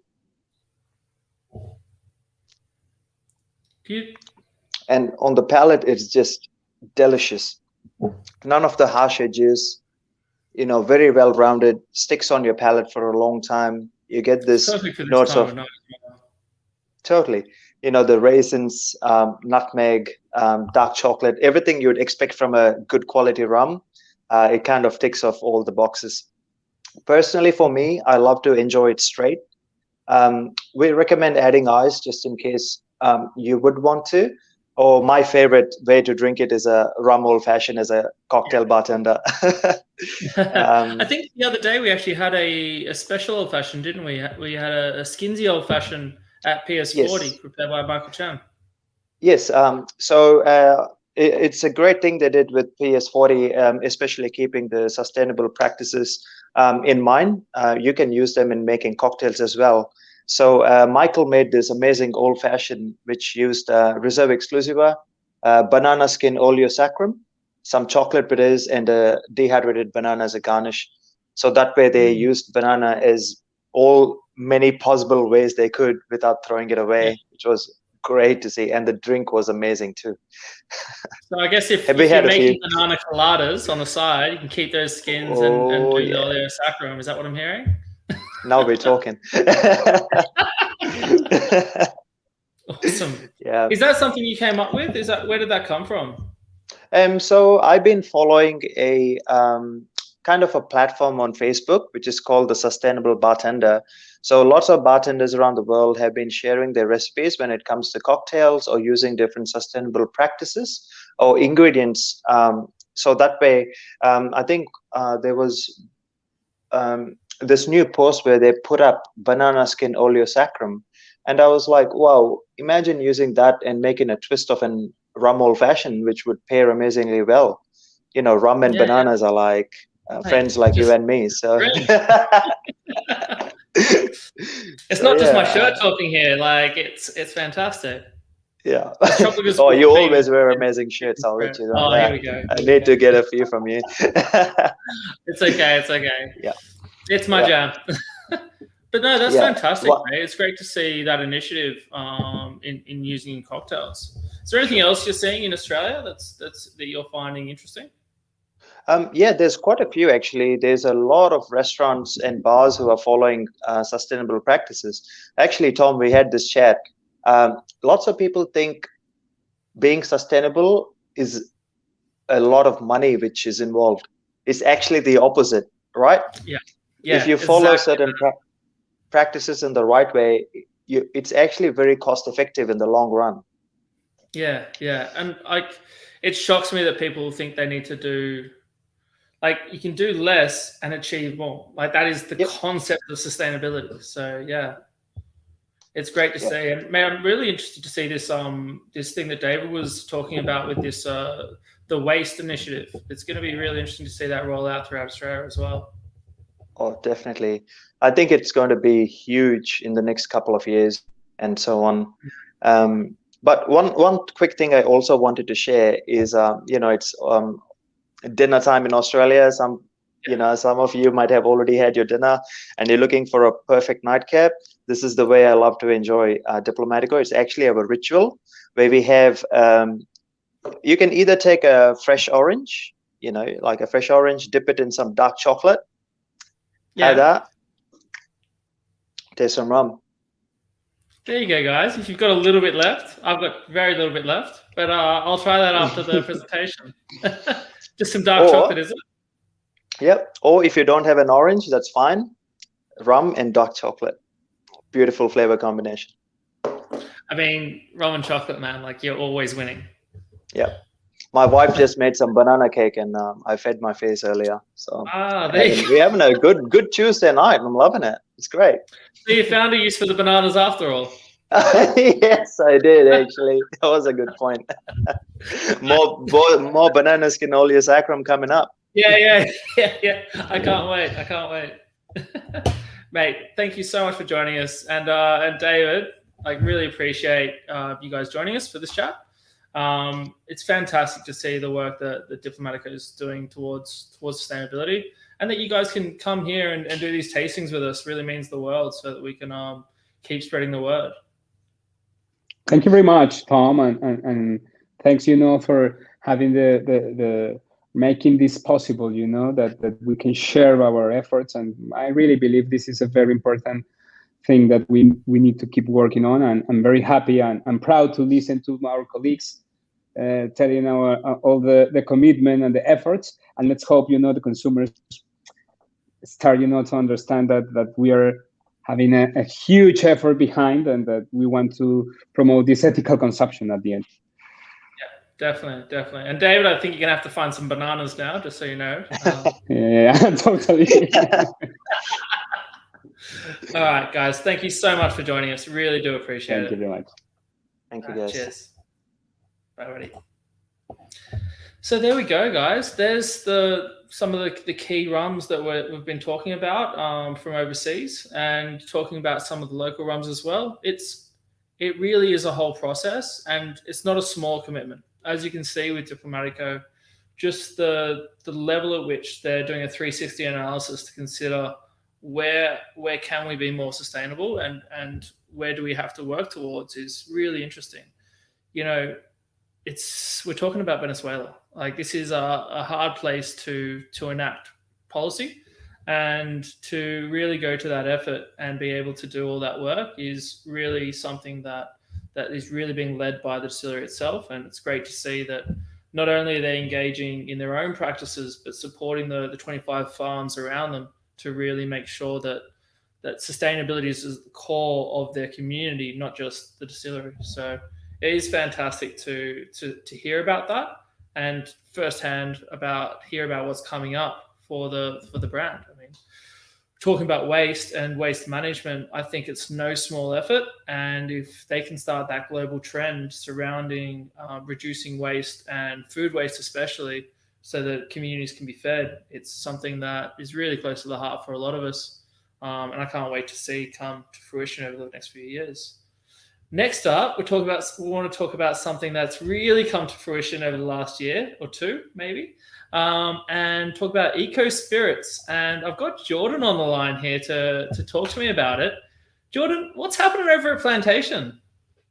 Hello. Oh my God, what isn't happening, guys? There is, so as you've seen, a lot of people may have seen Eco Spirits has come out, and as well, our Maison Frine master blender and distiller, Alexandra Gabriel. We've also, brought on the West Indies Rum Distillery into our portfolio. Into the company, and just pioneering the sustainability movement over in Barbados, and then also over from Cognac, and making its way all the way to the APAC region. It's been a big couple of years for Plantation Rum, for sure. I mean, outside of 2020 being what it was, like the moves and the differences you guys are making, even in lockdown, have been fantastic. Can you, I guess, people wouldn't necessarily know what eco spirits are. Can you explain that to, I guess, a broader consumer market? I know that hospitality market knows what's going on there, but can you explain what it means and what it is? Yes, absolutely. I think it may be easier if I show people, because so essentially eco spirits is is Proof and Company's method of reducing glass waste in the logistics and supply chain for the hospitality industry. So to give you some statistics, in 2019, I believe it was, in just the hospitality industry alone, used like 44 billion tons of glass waste just went to waste. And so if we use by just reducing our carbon footprint, by reducing the glass wastage that goes out into the world, we can save up to 22 billion tons a year. So I will actually just share screen for a hot sec and show you what we're looking at. Yep. Cool. Can you see this? I have got you there, yeah. Yeah, beautiful. So basically just explaining the supply chain of glass waste and how it makes it from distillery all the way to your bar. So we have our spirits made in the distillery, beautiful, our craft spirits are out, they come out of the barrel, great. And then those spirits may be shipped to another facility, or they may be bottled at that same facility, whatever it may be. There's a transaction there of logistics and supply chain where those bottles are filled. Those bottles are then filled, they have a label put on them, wrapped up, sometimes in plastic, and then put into cardboard boxes. And then those are put on a ship or a flight or whatever it may be, and then they're transported to the local market in lots of plastic pallet wrap.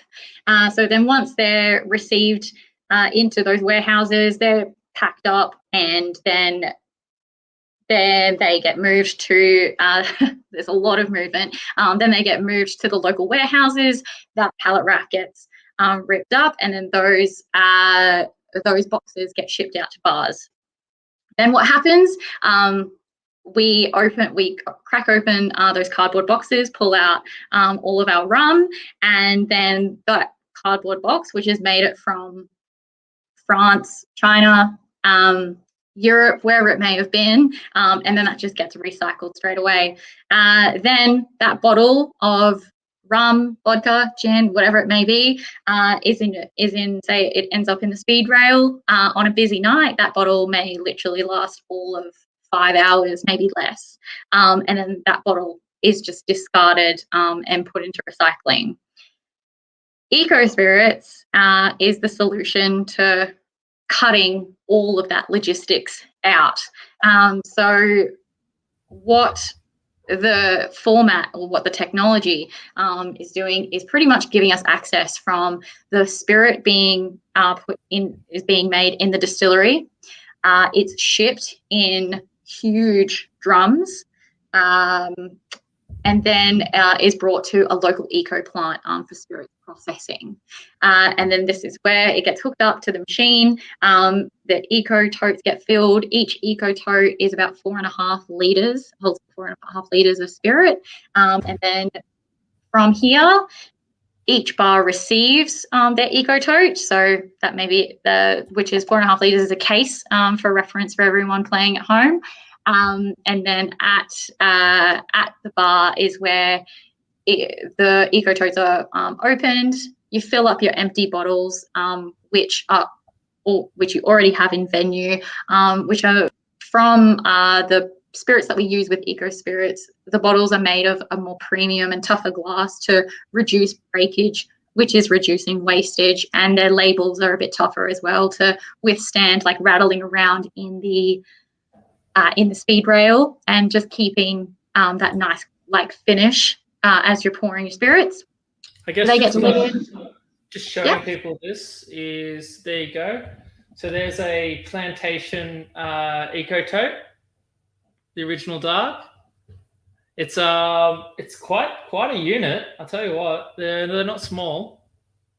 They are not small. And I actually want to share. So I'm gonna want to bring in some photos. Oh wow! Look at that shot. Yeah. So that was our original eco tote. And since then we've had 2 upgrades to it, because we rolled this out last year. It was brand new technology. We got a lot of feedback about its usability in venues, and so since then we've now upgraded to the Eco Tote 3.0. So this one is about 25% lighter than that original one. Right. And it's just it's got like handles for easier maneuverability, and being able to transport it around your venue. And there is there's heaps of benefits to this 3.0. And what's more exciting is that we now have plantation pineapple in our eco tote as well. Yes. I guess that's why we're tasting this today. That's perfect. That's right. That is what we're tasting today. So as a quick run through of what everyone's got in their glass, and I hope you guys have poured it out by now. You'll get strong notes of pineapple. You got it. Can you, I guess, talk to us a little bit about what pineapple rum is for those that don't know how to party? Who don't know how to party, for sure. Okay, so our plantation pineapple rum is a combination of original dark and 3-star. It is a blend, beautifully curated by master blender Alexander Gabriel, of rum from Barbados, Trinidad, and Jamaica. So the 3 stars of the Caribbean. So you get those really like fruity notes from Barbados rum, you get the really like dry and funky notes from Jamaica, and then really like subtle, like soft notes from Trinidad, mixed together, aged in ex-cognac barrels. And then they have these Queen Victoria pineapples, which are these pineapples which are so small, but they're huge on flavour, deemed the best tasting pineapple in the world. So we have the flesh, is macerated in original dark for around 3 months, and then the skins of that pineapple are macerated in the 3-star for about 3 weeks. Then they're combined together, put into ex-cognac barrels, redistilled, and boom, you have. So I just want to confirm that's a tail to frong pineapple usage. I'm really enjoying that. Yeah, exactly. Completely closed loop. Yeah. Completely closed loop use. of all the Excellent. pineapples. Yeah. And so, yeah, what's happening with plantation as a whole? So talk to us more about this distillery. For sure. I also have a presentation for this time. I'm so glad you asked. Sorry, you're just breaking up there for a second, Jordan. Have you got me? Hello. Yeah, I'll just take you off for a second and we'll try and add you back in. There we go. Hello. There she is. You're all set. Fantastic. Can you see my screen? I can see your screen, and let's share it with everyone else. Wonderful. Yeah, so I guess I'm going to talk through what has happened over the last few years between plantation rum and their movement in sustainable practices.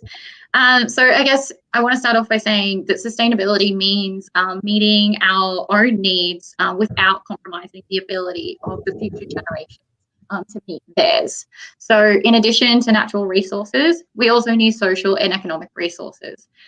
Sustainability is not just about environmentalism. We also need to find the concerns for social equity and economic development.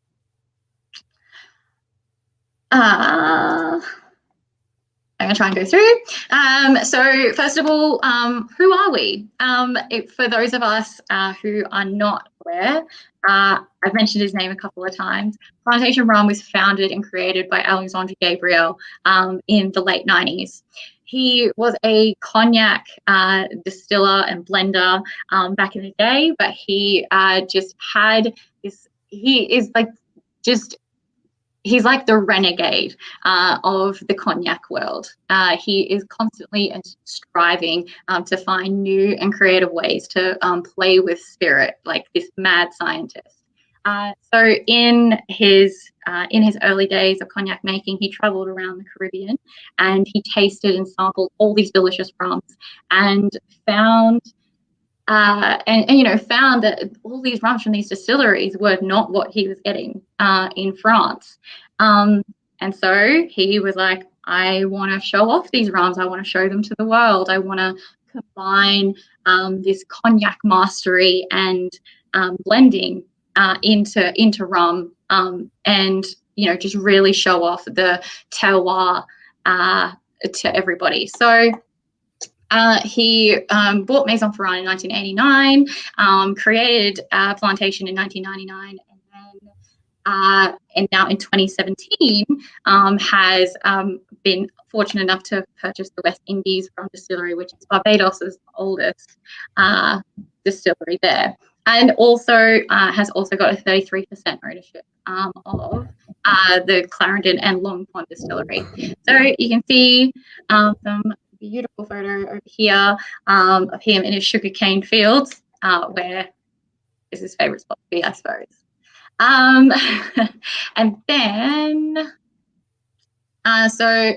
just as a snapshot, Plantation Rum is all about just showcasing the great terroirs of rum and displaying all those in a double aging signature technique where everything is aged on the island where it's originated from and then is brought over to cognac and aged for a further up to blended and aged for a further up to 2 years in ex-cognac barrels.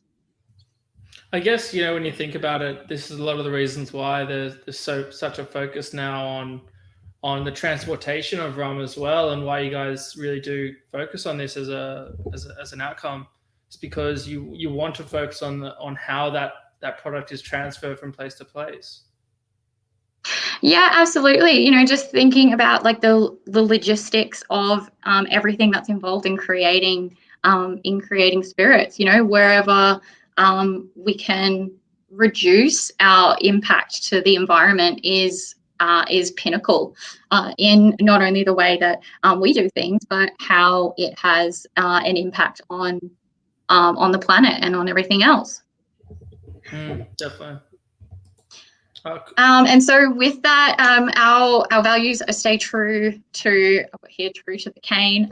As rum is the spirit of sugar cane, we just want to really showcase how each terroir of rum has its own personality, has its own characteristics, across the world. We've got, what you may have in Venezuela, as we just heard from Diplomatico, is completely different to the profile of rum that we'll have in Jamaica. They all have their own characters that we want to display, which we show across our vintages range.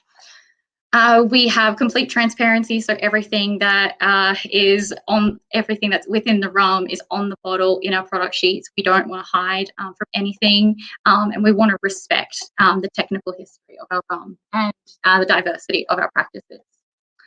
But more on towards what we're doing at the West Indies Rum Distillery.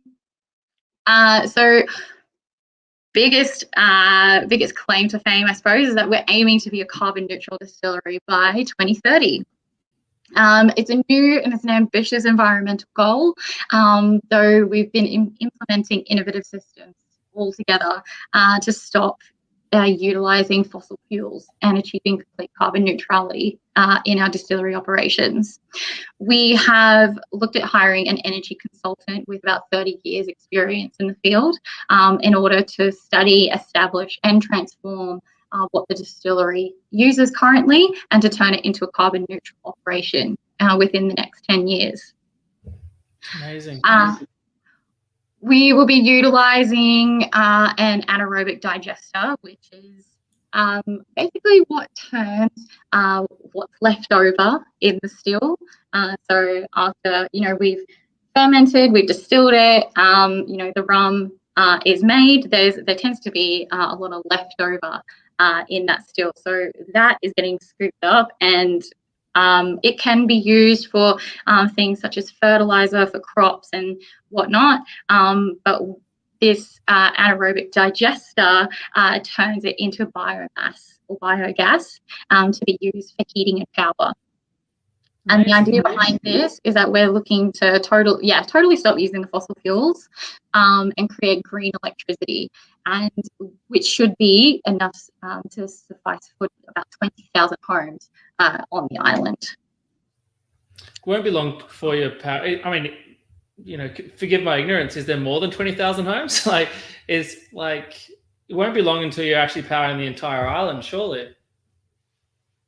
Yeah, I mean, I guess that's the goal, right? Is to reduce the pollution of Barbados and what's currently going on the island. And I mean, not to say that we have got that point yet, but the goal is to achieve that green electricity for 20,000 homes across the island. That's fantastic. It's really very cool. Amazing. Yeah.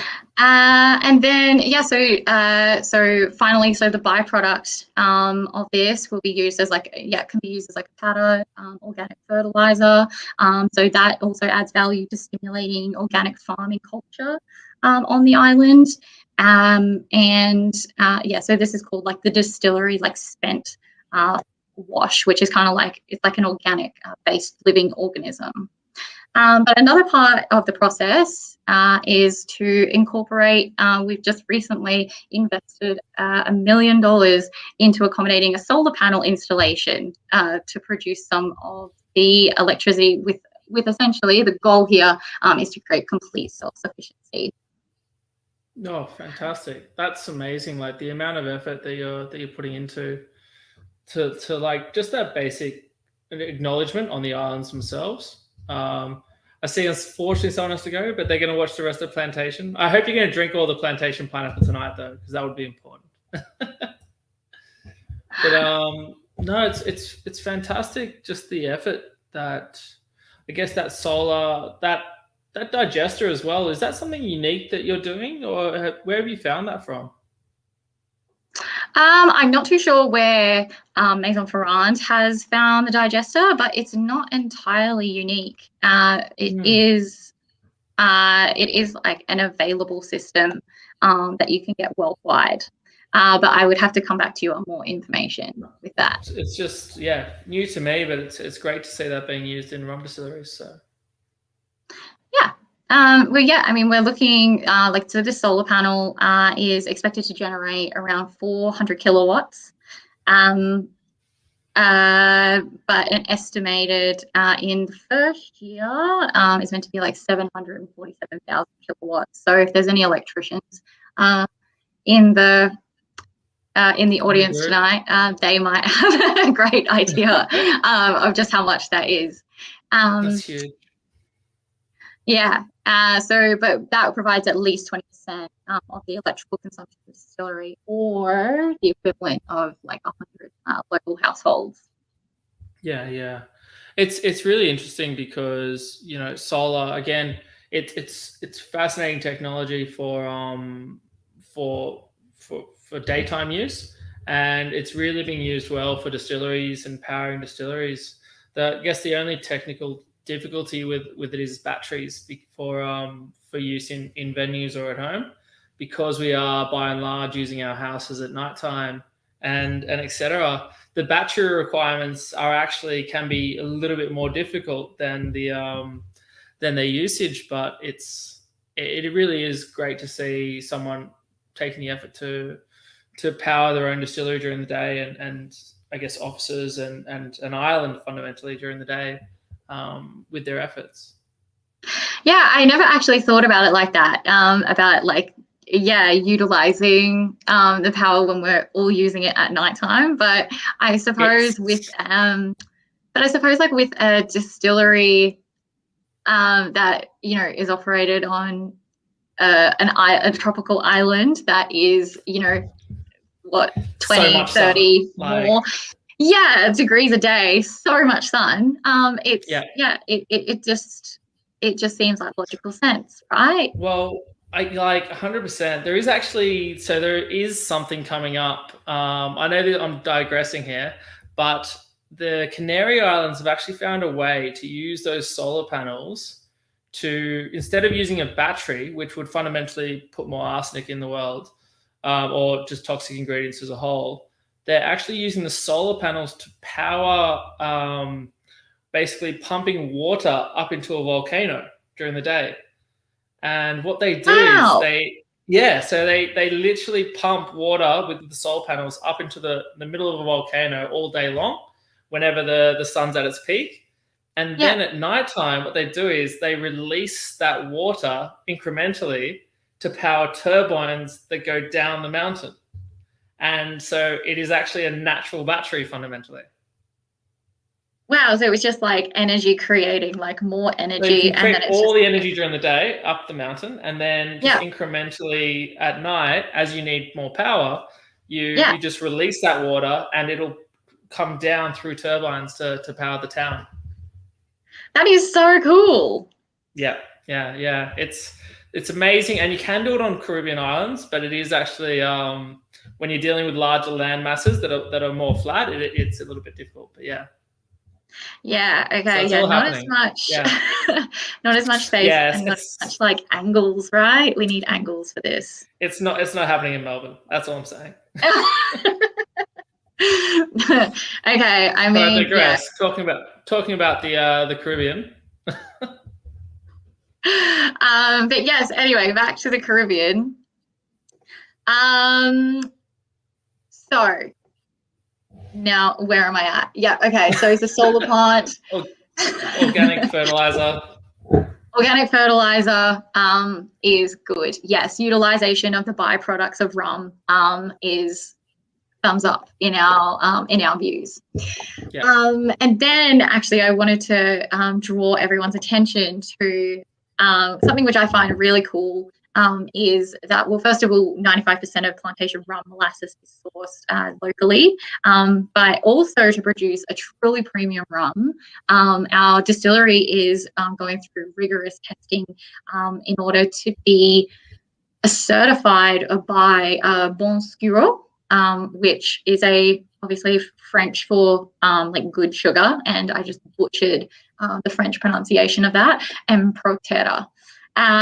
So these are two non-for-profit organisations focused on ensuring that the source of cane products are being produced sustainably and fair, basically. So Bon Sucro is a global multi-stakeholder, a non-for-profit organization, and they have two types of certifications. One is on the production end of the supply chain, which is like the production standard, and the other side is on the trading side. So essentially, you've got on the production end of the supply chain, where obviously, you distill and create the rum, sits in barrels, we're good. And then on the trading side, which is obviously where we get to the point of it's being ready for selling. In order to get both of those, we're going through rigorous testing, and we're not quite there yet, but we will be. In order to have this very, very important certification. And then ProTerra Foundation is one that advances and promotes sustainability of the feed and food production. So basically, it's ensuring that we have a high quality of supply of crops or food or feed that are independently certified as non-GMO. And produced with improved sustainability, and that they're available in market. So a lot going on in order to be certified for these two. But I also want to draw attention to saying that the West Indies Rum Distillery throughout COVID also wanted to supply to their community. So throughout COVID times, they switched over as much like we did in Australia, but instead of making rum, we're like, all right, no one needs rum right now. We all need hand sanitizer.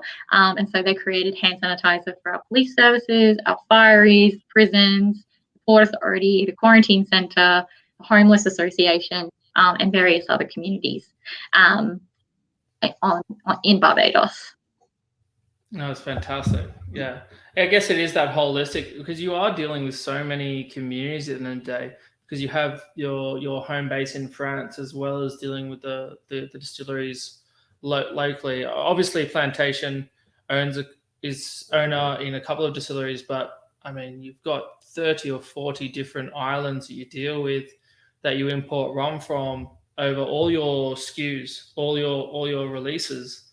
So it must be so intricate to have to deal with islands from every different part of the world, and how you manage that and deal with those relationships to achieve proper certification.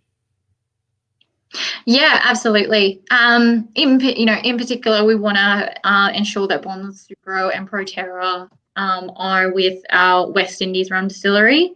And how and just being able to have that certification just adds that extra level of transparency that we can assure our lovers of rum and the lovers of plantation that we are taking these steps to ensure that the product is premium and the product is well regarded. Yeah, definitely. Yeah, that's fantastic. And then we kind of jumped the gun, but also want to chat about, so lastly, we're also reducing plantation rum as its own is reducing their carbon footprint with glass weight using recycled materials. Eco Spirits, which, and just to chat a little bit more about Eco Spirits actually. So while we've got this this solution to the logistics and spirit supply chain. I just want to share that each eco tote is saving at least 550 grams of carbon emissions. So awesome. That pretty much means that each cocktail that you have, so each 45 ml cocktail you have of Eco Spirits saves about 30 grams of emissions just by making sure that we've got less glass spirit bottles going into circulation, less logistics, less packing, which has a much greater impact on the environment overall.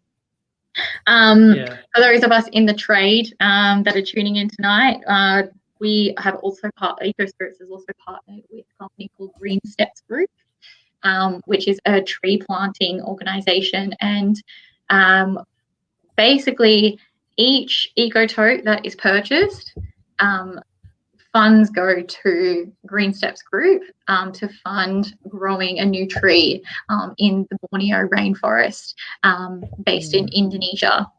And there will be some tracking information that so you'll get a little QR code of where your trees are being planted, and you can scan that QR code in real time, and it will come up on the website a photo of that tree growing, and so you can see like what part of the forest. Amazing. That's awesome. Yeah, that essentially your venue has started to grow.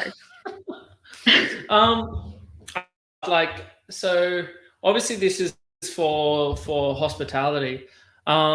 How are consumers going to know which venues are choosing eco totes, and what do we, like, obviously it's a new process, but what are we going to do to identify the key venues that are supporting this process? That is such a great question. So venues can either display the eco totes in their venue on the back bar, behind the bar, on the bar, if you want to. But also we have the availability of offering venues like a little Eco Spirit favicon. So it's just like a little teardrop with the ES on it. That's put at either at the corner or next to each next to each menu item that uses an Eco Spirits product, so that consumers can see, oh yeah, that uses Eco Spirits. I'm going to save 30 grams of carbon emissions. That's the cocktail that I'm going to choose. I guess at the end of the day, if a venue is, by and large, I'm saying more for city-based venues, but if a venue was using plantation in a cocktail list format, so high volume cocktail, there's a higher chance that they're probably going to be using the eco totes up, isn't it? Yeah, I mean, I'm gonna get into pitch mode here, but but yeah, so using if a high volume cocktail bar is using Eco Spirit, one, it reduces your wastage, which also reduces your bin dumping, which also reduces then how many times you have to take your bins out to get emptied, and then that also reduces how often you have to get your bins collected, which if you live in inner city Melbourne or Sydney can be can also be an extra cost to your business. And it's only just like a couple of minutes, like a weekly service. Yeah, it's crazy, the down chain format. It's crazy, honestly. Like it's amazing the amount of work that goes into it. Yeah, and also that it was kept a secret for so long in its production as well, and then it made a great bang last year when it was released. So I also just wanted to share that it has so this year the Eco Spirit will also be sponsoring the Sustainability Award from Australian Bartender at the Bar Awards. So we'll be handing that award to whoever's voted as winner for that. And it's also now available through ALM. So we've also partnered with our very first wholesale distribution partner in Australia. And so now we can reach regional, local, city, that's fantastic. Spreading the pineapple love everywhere we can, basically. Well, the most important part is the pineapple rum. I know most people are going to go for the 3-star and the OD, but it's definitely the pineapple. Come on. Exactly, an entire eco tote of pineapple rum. Why wouldn't you want that, right? 100%. And it's just so happy as well. I mean, you're never going to be happier than when you've got like liters upon liters of pineapple rum in your hand.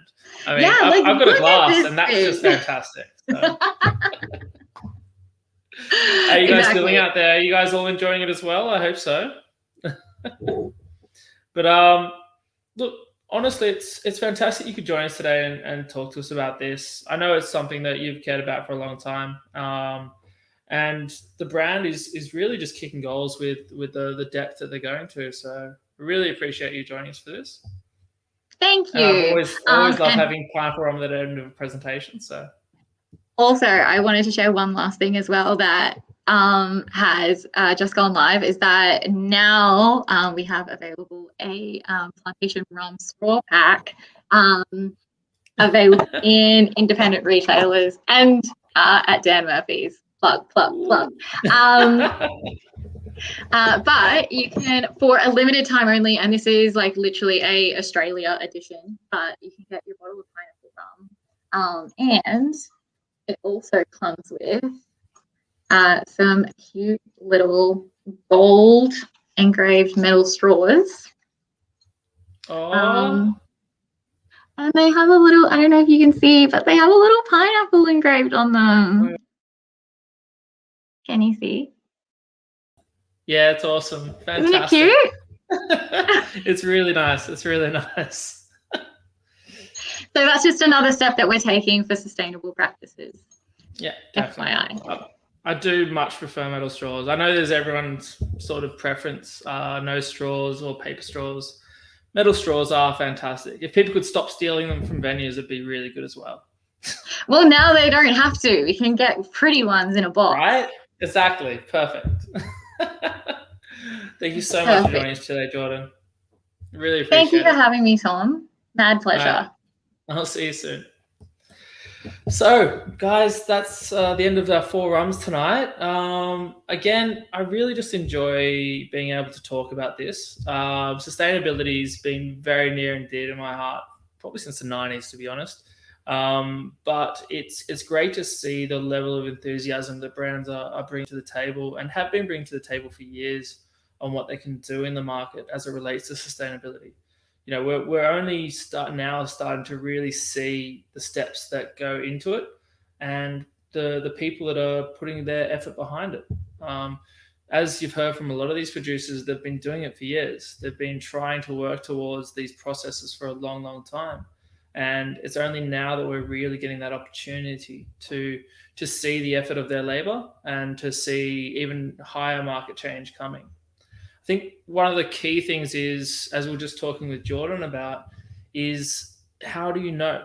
How do you know and how do you see the brands that are moving towards sustainability so that you can choose them?